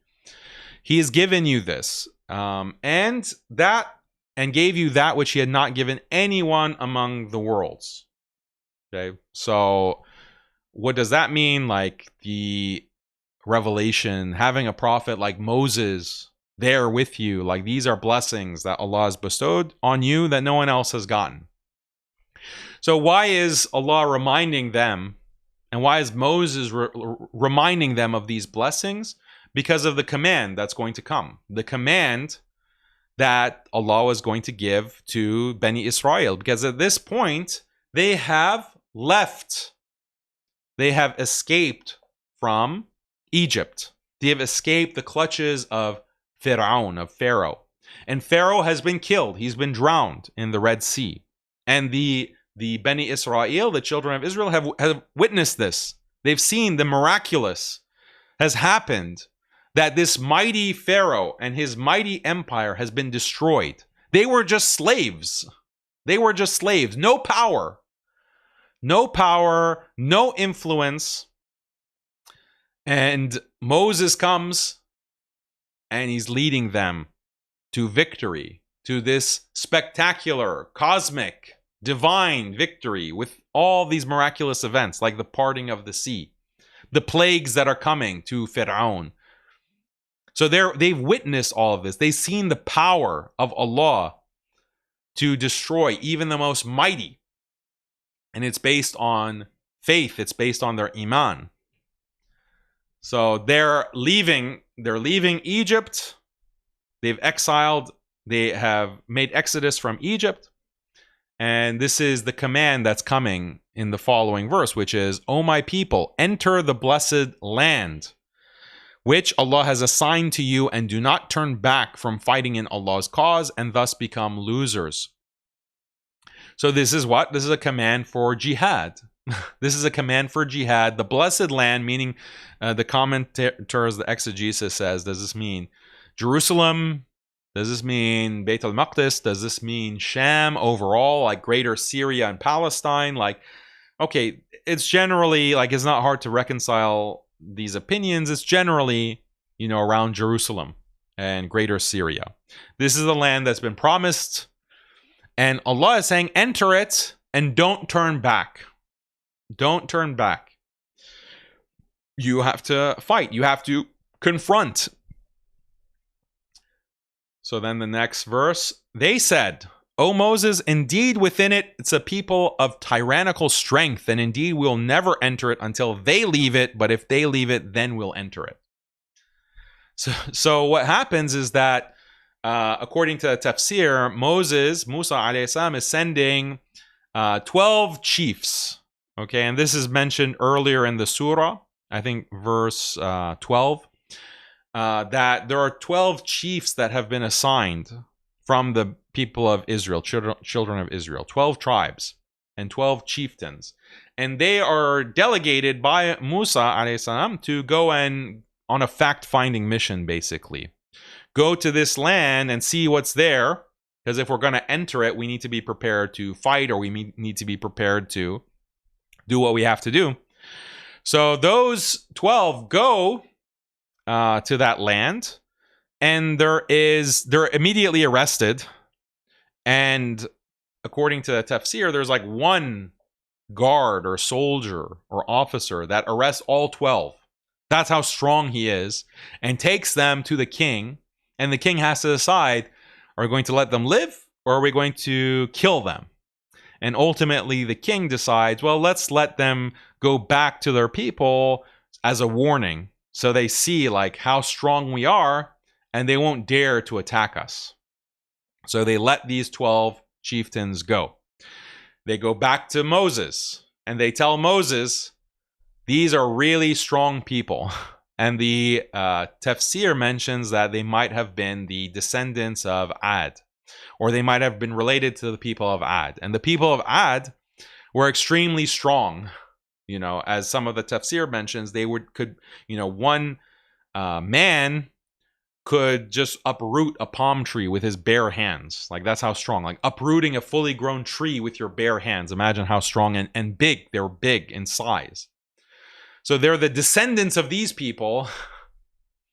And so these 12 are going to Moses and saying, this is what it is. They're extremely strong. They're extremely powerful. They're wealthy. We have no chance. We have no chance to go and fight them and win. And Moses tells them, you know, don't spread this around. Because Moses knows if they start spreading this around, then the people are going to be too scared to go and fight, to actually go and do jihad, and to claim the land that Allah has promised to them. Allah has promised them this land and has promised them victory. All they have to do is go and fight. All they have to do is go and fight. And that's a requirement that they didn't have, actually, in the same way with Pharaoh. They didn't have the same requirement to fight with Pharaoh, but now they do. And if they get news that, oh, these people are really strong, they're going to back out. They're going to turn their backs. As Allah said, don't do that, otherwise you're going to be a loser. So Moses says, don't spread the news. Of course they do. They do it anyway. At least 10 of the 12, according to the tafsir, they start spreading the news that, oh, these people are so strong, we're going to get killed, we're going to get crushed, there's no way we should go and fight them. So this is what the verse is saying. There are people of tyrannical strength and indeed will never enter it until they leave it. So look at the wording. We won't enter until they leave. Like, no amount of confrontation, no amount of conflict. They have to be completely gone. They have to evacuate their own land before we decide to actually go. That's how scared and cowardly they were. And this is kind of reflective of our situation today. Muslims are not willing to tolerate any amount, unfortunately, any amount of conflict, any amount of going against the grain, any amount of resistance, just capitulation on every single issue, unfortunately. I wish I didn't have to be so honest, but that's the truth. Like, let's be real. Let's have some self-awareness. I wish I had a different story to tell you, but I've been jaded. I've been very jaded by the way that Muslims have behaved, especially since COVID. So then Allah says, said two men from those who feared to disobey, upon whom Allah had bestowed favor, enter upon them through the gate, and for when you have entered it, you will be predominant, and upon Allah rely if you should be believers. So there's two men, and they fear. And the verse says, yakhafuna, they fear. So the tafsir differ on what this means, but some tafsir say, well, they feared Allah. They fear the punishment of Allah. And they're saying, they're backing up the prophet, Moses. They're saying, we just have to enter upon them through the gate. And as soon as we enter the gate, is game over. We're going to win. Maybe because they're going to be caught by surprise, or maybe because even though they have a lot of power and a lot of strength, they're going to be surprised, or maybe they're weak of will. Maybe they are weak-hearted and they're just going to get scared and they're just going to run away. And sometimes, you know, that's the case with big people, with big, strong people, like the big bodybuilder who has a lot of muscles, but he's scared of fighting. He's scared for his life. He doesn't want it in the same way. And you can see this happen even people get in fights and the smaller party wins, because the bigger party with the bigger muscles, he just doesn't have that dog in him, as they say. So these are two men who are backing up the prophet. Don't be afraid. Don't worry. We're going to win. We're going to succeed. All we have to do is just go to the gate. That's all. Just go to the gate. Show some motion. So show some willingness. But they couldn't even do that. They couldn't even do that. And that's the humiliation. Excuse me. They said, "O Moses, indeed we will not enter it ever, as long as they're within it. So you go. So you go, you and your Lord, and fight. You go with your Lord. Indeed, we are remaining right here." So look at the rudeness. Look at the insolence, the lack of gratitude. These are people who saw how the most mighty can fall with the power of Allah, with the miraculous power. They saw the miracles with their own eyes. They saw the Red Sea part with their own eyes, and they traversed the Red Sea. They went through it. And they saw Pharaoh drown. They witnessed the power of Allah. Yet they have such little faith and such little reliance on Allah, such little tawakkul, that they are responding to Moses in this way. You and your Lord, you go fight. We're good here. We're gonna chill right here. We're gonna sit. Look at how low, how insulting, how much ingratitude, insolence. So this was their response. And then Musa said, "My Lord, indeed, I do not possess, i.e. control, except myself and my brother. So part us from the defiantly disobedient people." Moses is disavowing. He's saying, I can only control myself and my brother Harun, and disavowing his people. Oh, I forgot to mention also, the two people that spoke out, the two men who backed up Moses, all we have to do is go to the gate. Notice Allah mentions that he had bestowed favor upon them. So what is this favor? The Tafasir speculate like maybe they're wealthy. Obviously, they were bestowed with some wisdom, with righteousness to back up the prophet. But maybe it's wealth. Like maybe they had been bestowed a lot of wealth. And it's interesting because many times when people are bestowed wealth, they become complacent. They become defiant. They start disobeying Allah. They start forgetting Allah. They are suffering from ghafla. They forget that every blessing that they enjoy is from Allah. Allah is the one who has given it to them. And they start disobeying Allah. They start being disobedient. They're not willing to sacrifice for the sake of Allah. They're not willing to fight for the sake of Allah.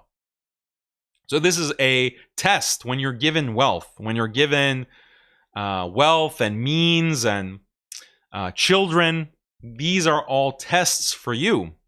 Are you going to continue to obey Allah, or are you going to get arrogant? Are you going to get complacent, decadent, and disobey? So continuing, then Allah said, indeed, okay, after they refused to even go to the gate, even just a simple thing like just go to the gate after they refused, Allah said, then indeed it is forbidden to them for 40 years in which they'll wander throughout the land, so do not grieve over the defiantly disobedient people. So Allah, their punishment is that they're going to be 40 years in the land without a place.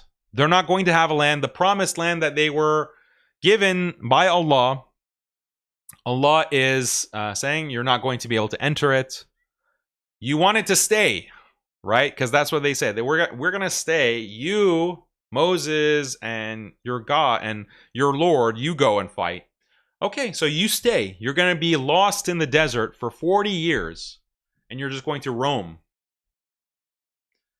That's your punishment.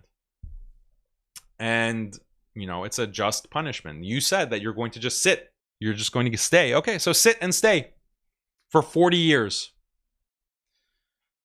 And, yeah, this is how often Allah will punish people based on what they want. You're going to get what you asked for. And it's interesting that when it comes to Muslims as well, like Muslims are also seated, like we're also stagnant, we're also not moving, we're not going to the gates. And it's a kind of paralysis that Muslims today are suffering from because they're not willing to confront. They're stuck in their homes, stuck on their phones, just scrolling, lost, wandering, aimless. That's the punishment.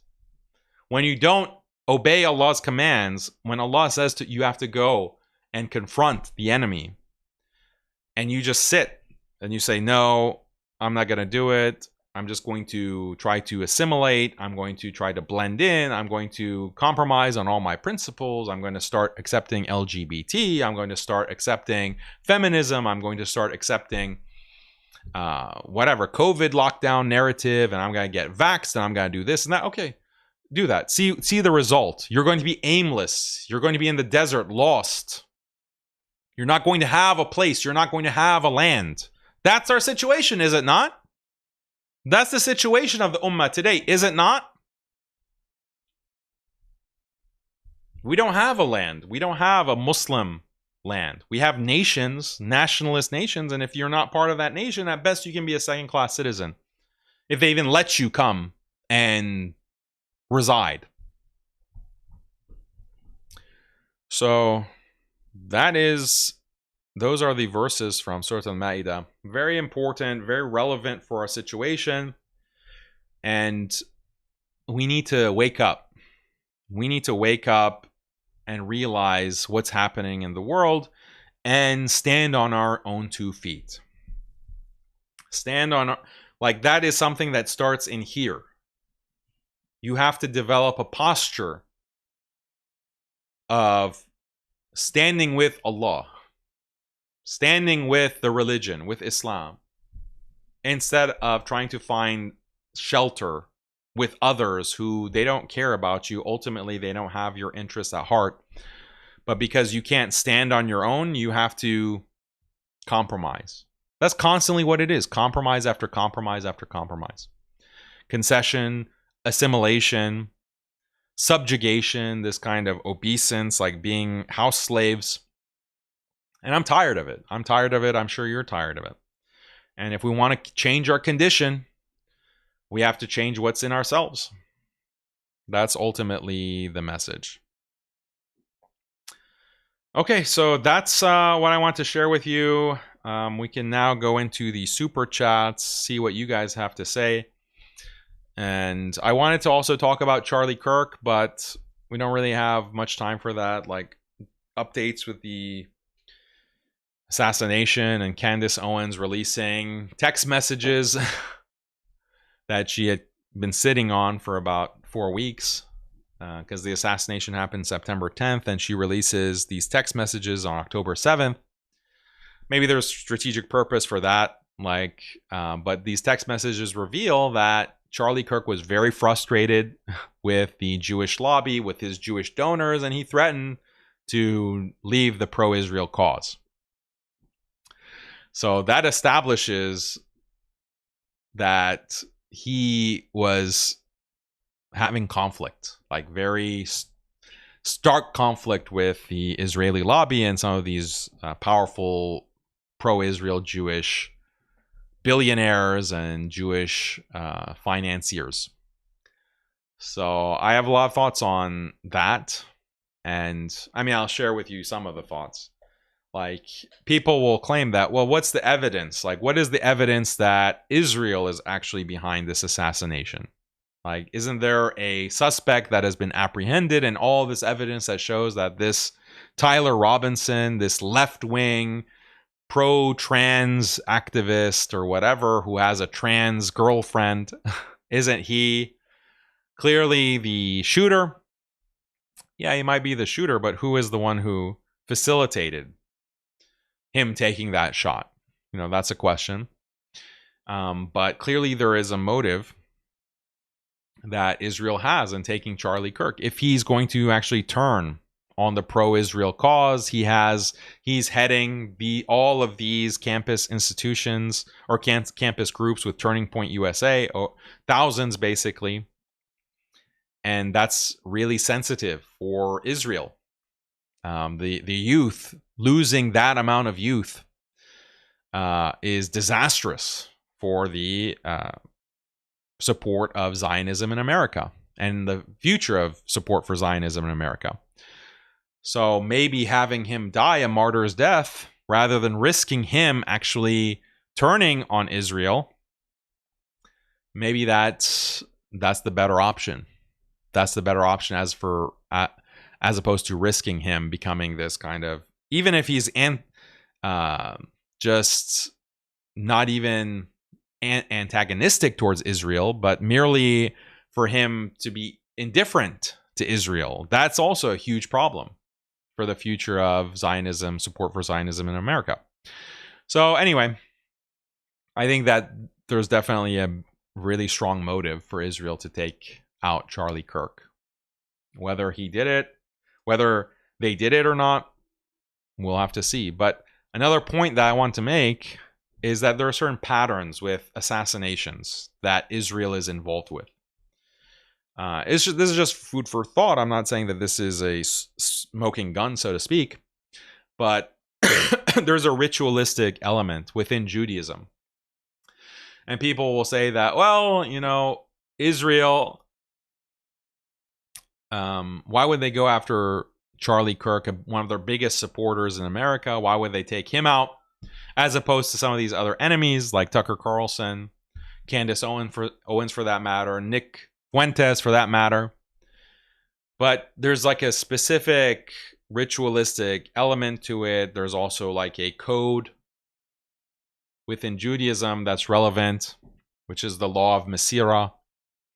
Masira is referring to a whistleblower, like the Moser is a whistleblower. And I brought this up in the debate that I had last year with a Jew on Jewish treatment of non-Jews. And the law of Masira means that if you have a whistleblower within the Jewish community who goes out and starts betraying the Jewish community by revealing some wrongdoing or by turning coat, basically, then it's an obligation for any Jew to take him out, to kill him, even without due process, without any kind of criminal proceeding. Just take him out.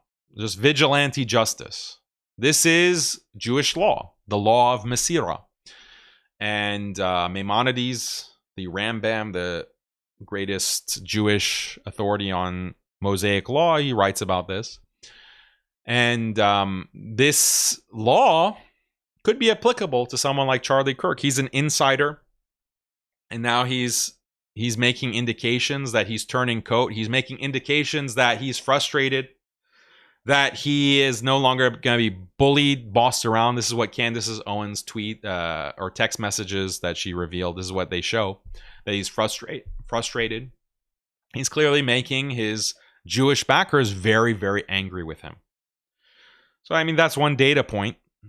Another data point when it comes to ritualistic elements, like, why not, if you have a problem, like if this is a left-wing, pro-trans extremist, that's what the government narrative is, the FBI narrative about the alleged shooter, Tyler Robinson, why do it on the stage? Like, why do it in this kind of fashion where he's on stage speaking and then you go back, on a rooftop and you take him out? Maybe it's because of opportunity, like that's the best opportunity. But you compare that kind of assassination to the assassination of the United Health CEO with allegedly Luigi Mangione. The lone shooter goes and just kills him in the street. He's walking to his apartment in Manhattan or wherever, and this gunman just goes and assassinates him.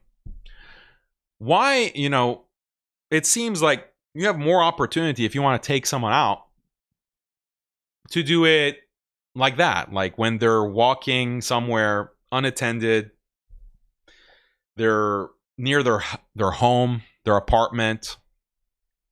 Even Fuentes, like there was a gunman who came to his house and was trying to kill him. Like, that's like a more a less high stakes situation. Like if something goes wrong, like you have more of an escape. There aren't cameras all over the place. There aren't like a ton of people who have descended on campus, like at this Utah campus. Like it seems like lower risk. Like if you want to be successful in killing the person and then getting away, like logically, why would you do it at an event where there's all these people, thousands of people who have congregated, all these eyeballs, all of this extra scrutiny, extra security, extra cameras?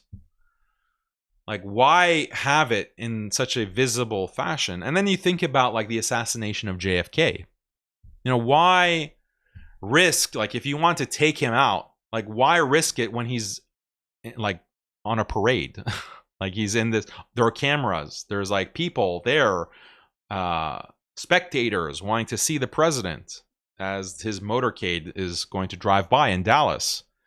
Like, why do it on stage? Like, why do it in that kind of way? Another example that I'll give you is 9/11.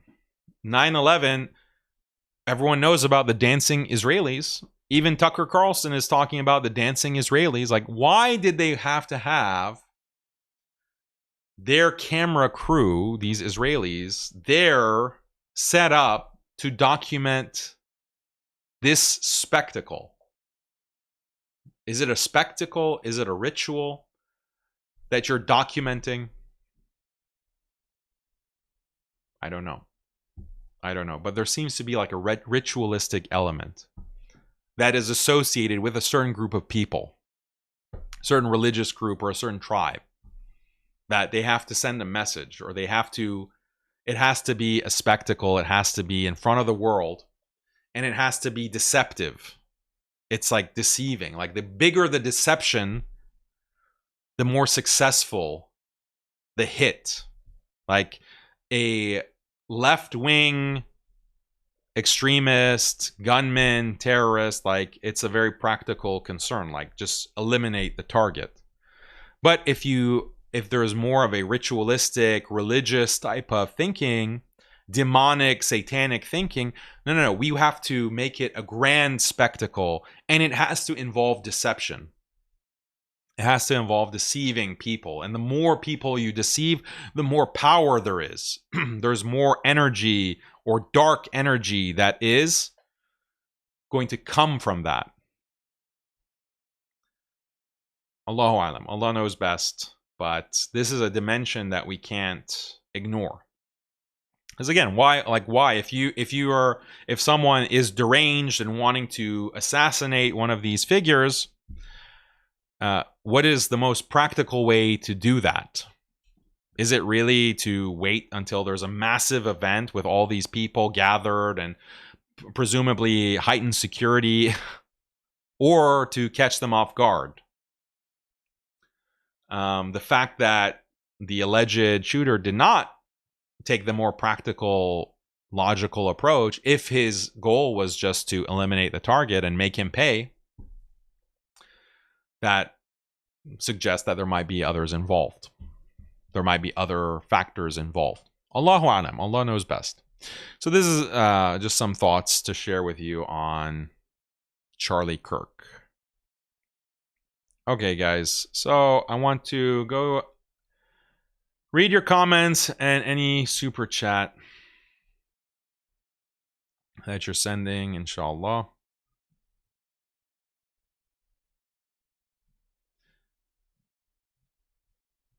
Iman says, love you for the sake of Allah, bro. Please do UK tour sometime. I personally don't think Muslims should be praying in Times Square where there is so much fitna going on. It seems performative. Yeah, I mean, it is. I agree with you. It seems performative. Like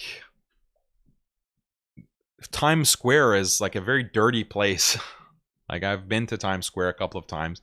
It's like a dirty, busy place. It's not the kind of place that's conducive towards any kind of khushu', any kind of concentration in your prayer. You're surrounded by these massive billboards, electronic billboards that are flashing like women, like models and whatever advertising all around you. So, like, what is the message? Like, what are you trying to show? Like, oh, Islam is here. Like, we are trying to be dominant. Like, I don't think that that's actually the mindset of the Muslims who are doing this, like calling adhan and praying in Times Square. I don't think that's their mentality. But like, if you do want to show your dominance, okay, fine. Let's say there is something, because you know, a Muslim should want the word of Allah to be heard, and should be proud of the word of Allah, the adhan, the symbols of Islam. We are proud. Like, that is absolutely legitimate in terms of Muslims wanting to raise the banner of Islam. There's no one who's more in favor of that than me. Okay, there's no one more in favor of being unapologetic, raising the banner, even if that ruffles feathers. No one's more in favor of that than me. But how about showing that kind of attitude, that kind of bringing that kind of energy where it really matters, where it really matters, like resisting LGBT, resisting feminism, resisting, you know, COVID lockdowns, resisting this social engineering. How about that? Bring a little bit of that Times Square energy to those issues. But there's no willingness to do that. There's no indication that they're willing to do that. So my only conclusion from that is this is performative, and you're doing it because Massa, the boss, has given you permission to pray in Times Square, do adhan in Times Square. You know?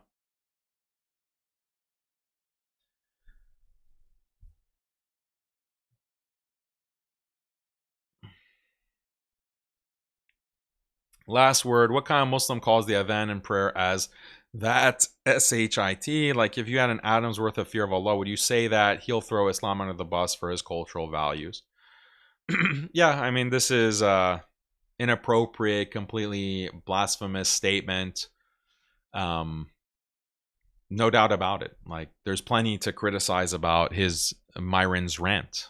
And the thing, like, there's plenty to criticize about his work in general, but like with many of these figures, they are either new Muslims or they are cultural Muslims, and I think we need to be balanced. Like, we need to be balanced, and sometimes they go too far and we call them out. Sometimes we need to maybe not alienate them, and not, you know, because they are doing, like, MYRON does take a lot of risks. He has taken a lot of hits, like financially, to speak out against Jewish supremacy.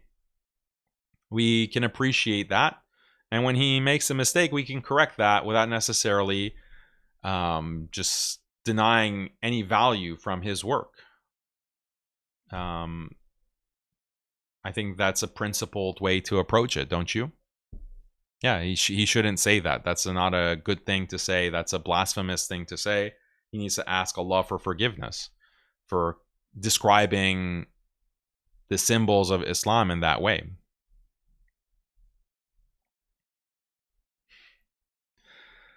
Vosmi says, Salam, bro. I recently made horma sabzi in support of Iran. So this is like a Iranian dish, like a kind of curry with green vegetables and sometimes lamb, sometimes chicken.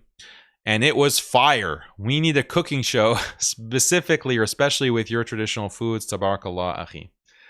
Jazakallah khair for the super chat. Appreciate it. Yeah, I could really go for some khorosh sabzi, horma sabzi right now. I'm telling you, it's so good. Iranian food is really good, mashallah. And you should try it. If you haven't tried it, go to like a Persian restaurant and try it. You'll really like it. Let's see. SF Guy 2022 says, Assalamu alaikum, salam. You hit the nail on the head about COVID lockdown. That was a time for Muslims to stand united against Democrat liberal policies. it's just such a disappointment. I became so disillusioned with a lot of the people that I had a lot of respect for. I became very disillusioned because if you're not willing to stand for 2 years, like you're not willing to stand up and resist this, then you can't really resist anything. Like the lockdowns went to the core of our religion in the sense of you can't pray, you can't congregate, you can't have Ramadan the way that you usually have, you can't have Taraweeh, you can't have Hajj. Nothing. So you can't practice your religion. And this was happening in Muslim countries as well. I know personally Muslims who made hijrah to the Muslim world. They went to the Muslim world to escape the decadence and the immorality of the West. They went to one of these countries, and then there's no more prayer. There's no more congregation. There's no more social life, a Muslim social life, because it's all been shut down on the basis of fear-mongering. So that person came back to the West because what's the point of making hijrah when you can't even pray at the masjid? You can't even pray in a masjid in these countries because of lockdowns. So that's, when I said that I don't have like a categorical pro-hijrah stance. I don't have a categorical anti-hijrah stance. I think it's a case-by-case basis, but these are the kinds of considerations you have to make. Like some of these countries, unfortunately, they're Muslim countries, but the governments are even more cucked. They're even more oppressive in terms of imposing a liberal order than some Western countries.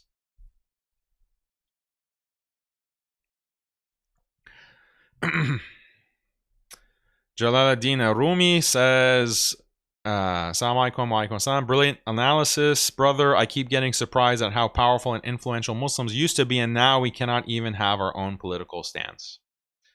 Yeah, even our own political stance, that's too much to ask. Like, think independently, too much to ask.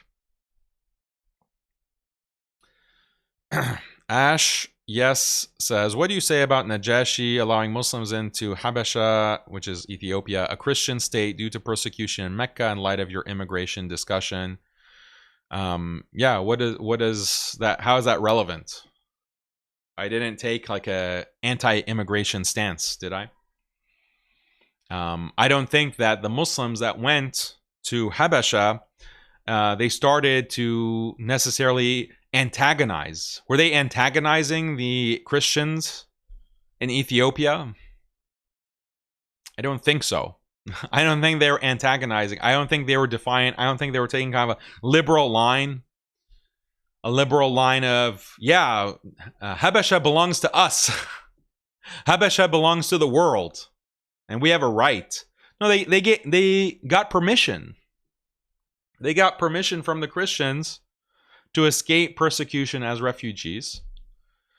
And they would not remain in Habasha if they weren't able to practice Islam. So it was conditional. Everything was conditional. It was conditional on the Christians accepting them. It was conditional on their ability to practice. It was conditional on them being good residents of that land, not antagonizing the people of that land, recognizing the optics of the situation, that we're a vulnerable minority. There wasn't kind of a liberal umbrella protecting them and allowing them to, like the authorities within Habasha weren't using the Muslims as a demographic weapon. Like, so we have to find, when we take examples from the Sirah or from the Quran for that matter and apply it to our time, it has to be done in a nuanced, sophisticated way. Not like, oh, well, Muslims went to Habasha, so we're pro-immigrant. We're like, we have to have a universal pro-immigration stance. No. No, this is too simplistic. I'm not saying that's what Ash is claiming, because you're not really being specific. You're just saying, oh, well, look at Najashi and Habasha. Yeah, okay, so what about it? What about it? There is information. There is value to reflect on that example within the Sirah, but the way we apply it to our situation requires some nuance. Okay, what else? I'm looking at the regular chat now.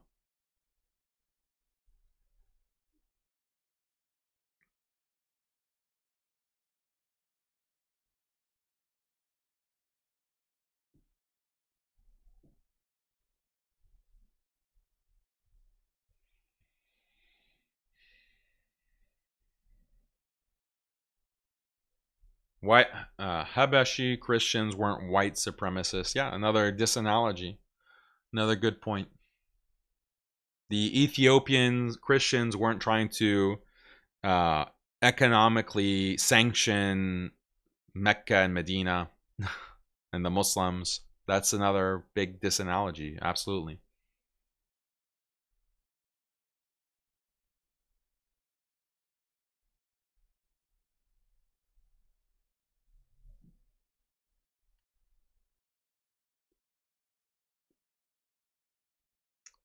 MYRON doesn't know what he's talking about when it comes to Islam.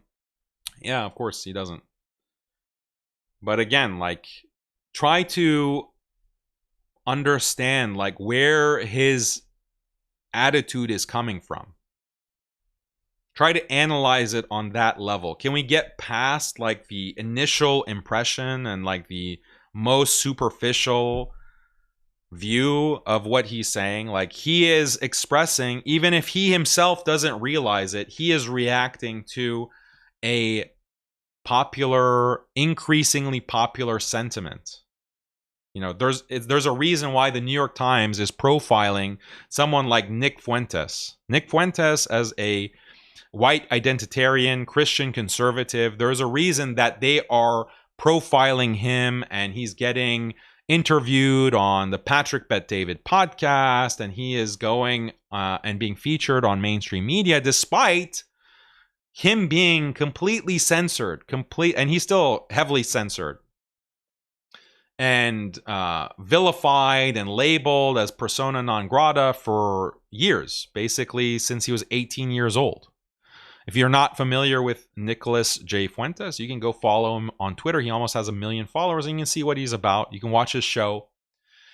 And there's a reason that he has this kind of meteoric rise in popularity, because he speaks to the sentiment of the average American under the age of 25, under the age of 30. The future leaders, the future power brokers of America are tuning in and following Nick Fuentes, and they have a kind of cult-like allegiance to him. And a lot of Muslims are included in that. And Muslims appreciate the analysis that he brings and the critique that he brings against Jewish power, against the Israeli lobby. I have expressed appreciation for that analysis, but we have to recognize that that comes with this kind of anti-immigration stance, and some like a increasingly hostile stance. So I think this is what MYRON is evoking or appealing to, whether he realizes it or not. Sneeko, same thing. Andrew Tate, same thing. My perspective is, instead of Muslims trying to just point out the obvious, like, oh, this is anti-Muslim, or oh, this is completely contrary to Islam for whatever reason, because he's saying something blasphemous. Okay, that's one level of analysis. Can we just go another level and say that, well, what is the bigger picture here? Can there be concessions made? Can there be alliances built? Because this is the future. This is the future of what's happening with these societies, Western societies. Or do we want to just go to war? Okay, fine. You want to go to war. You want to give absolutely no concession, and you just want to go to war? Okay, prove that you have the mettle. Prove that you have the wherewithal. Prove that you have the cojones to actually go toe-to-toe with another group, with a political group. You clearly couldn't do it with the liberals. You couldn't do it with liberal, cosmopolitan, American politics. You capitulated on every single thing for a couple of generations now. So if you want to go to head to head against these white nationalists, against these Christian conservatives, against the inheritors, the people who are going to inherit Donald Trump's populism is mild compared to what's coming down the pipeline. Let's just be honest. You want to go head to head? You want to fight? You want to fight on that level? Great. Glad to hear it. I'm happy that you're finally finding some balls. But from the track record that I've seen, that seems like you're just getting, this is like fake bravery. It's like a false sense of bravery that you have cultivated in an era of a liberal shield, like a liberal protection, where you could just shout racist and that actually carried weight and that actually had power. So your belligerence is actually predicated on a security system or a structure of power that no longer exists or won't exist very soon. So I'm not like, you want to take a hostile stance? Good luck with that. Good luck with that. You know, I hope that you can pull it off, but I don't think you haven't shown any kind of bravery when it came to all these other issues.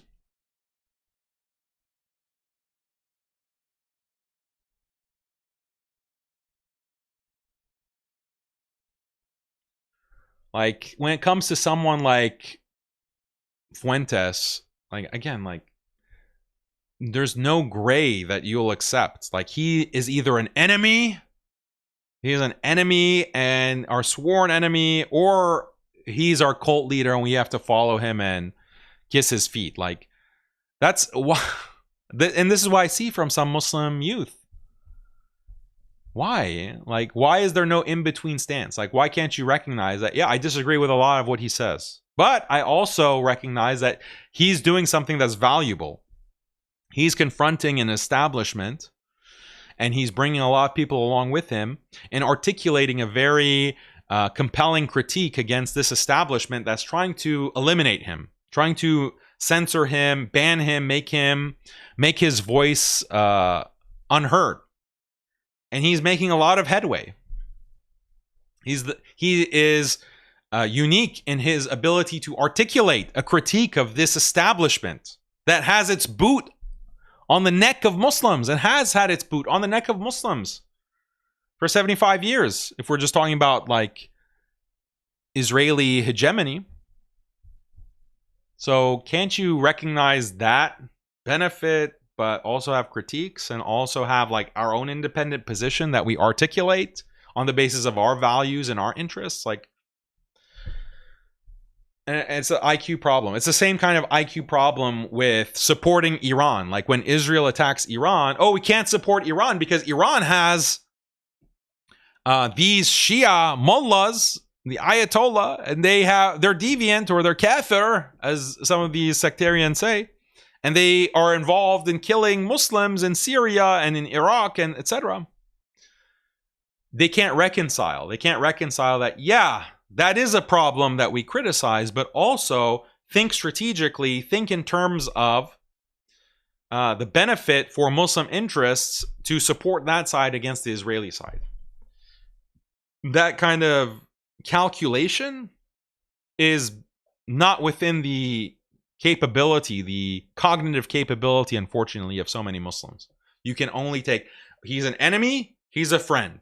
He's an enemy, he's a saint. Iran is the enemy, or they're the next coming of, you know, they're the Mahdi or whatever. It's frustrating.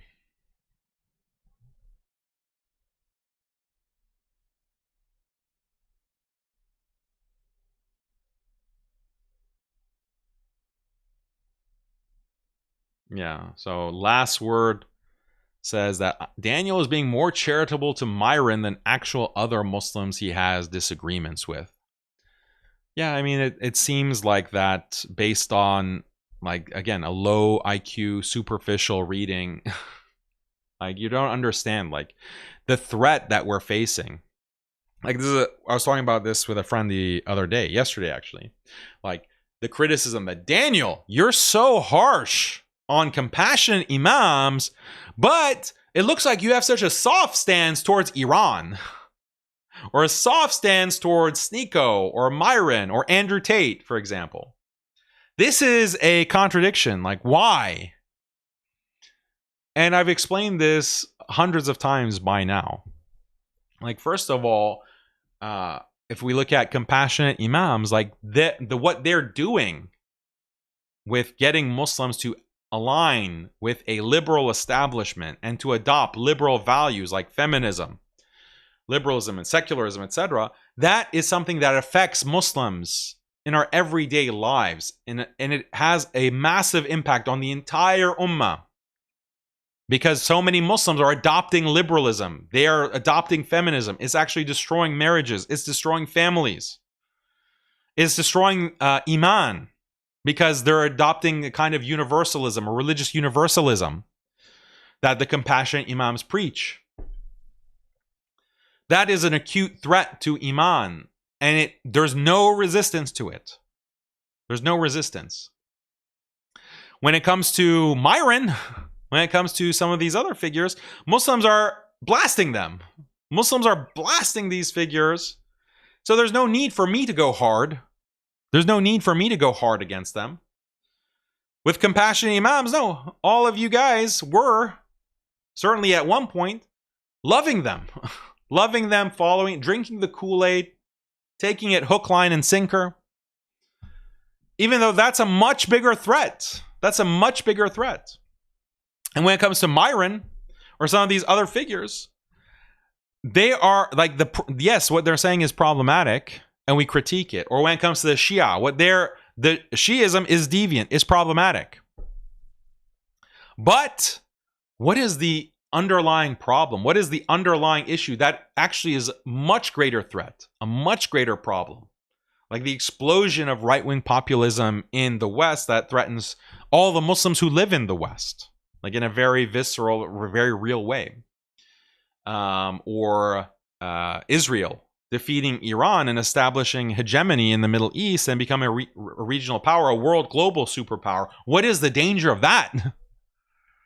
So people, if you don't really understand the deeper level, the bigger dynamics, the bigger trends, the bigger threats, then you won't understand the way that I react.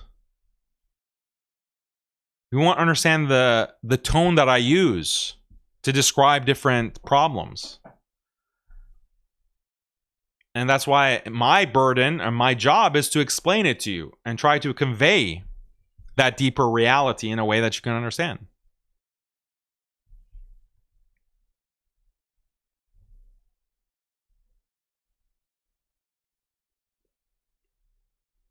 What's your aqidah, bro?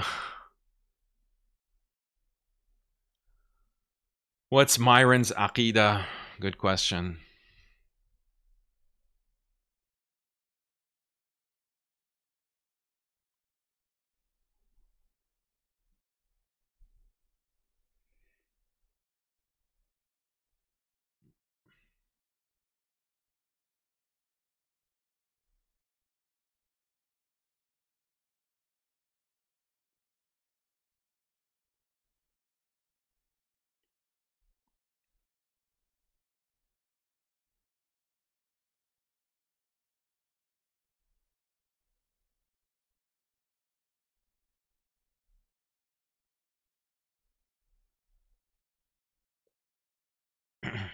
Arthur says, I agree with you, Daniel, but when Nick and or others mock or insult Islam, shouldn't we respond? Yeah, I respond. Of course. I respond. Yeah. Give it back to them. I've debated white nationalists. Like, have you missed my debates? The Keith Wood debate. Go watch it. It's on my Rumble channel. Sneeko was the moderator of that debate. Go watch and see, you know, me dismantling their ideology.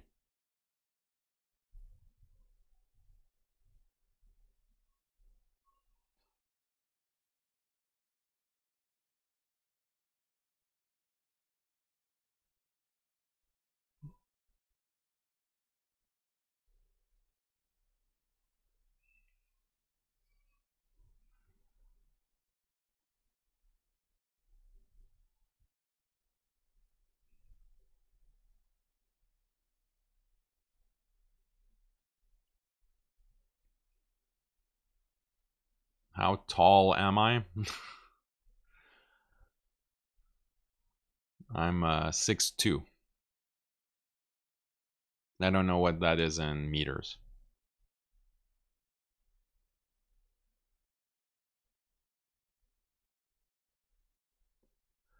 Okay, guys. Almost 2.5 hours stream. I really appreciate everyone tuning in. Thank you for your super chats. Don't forget to subscribe to our newsletter. The link is in the description below.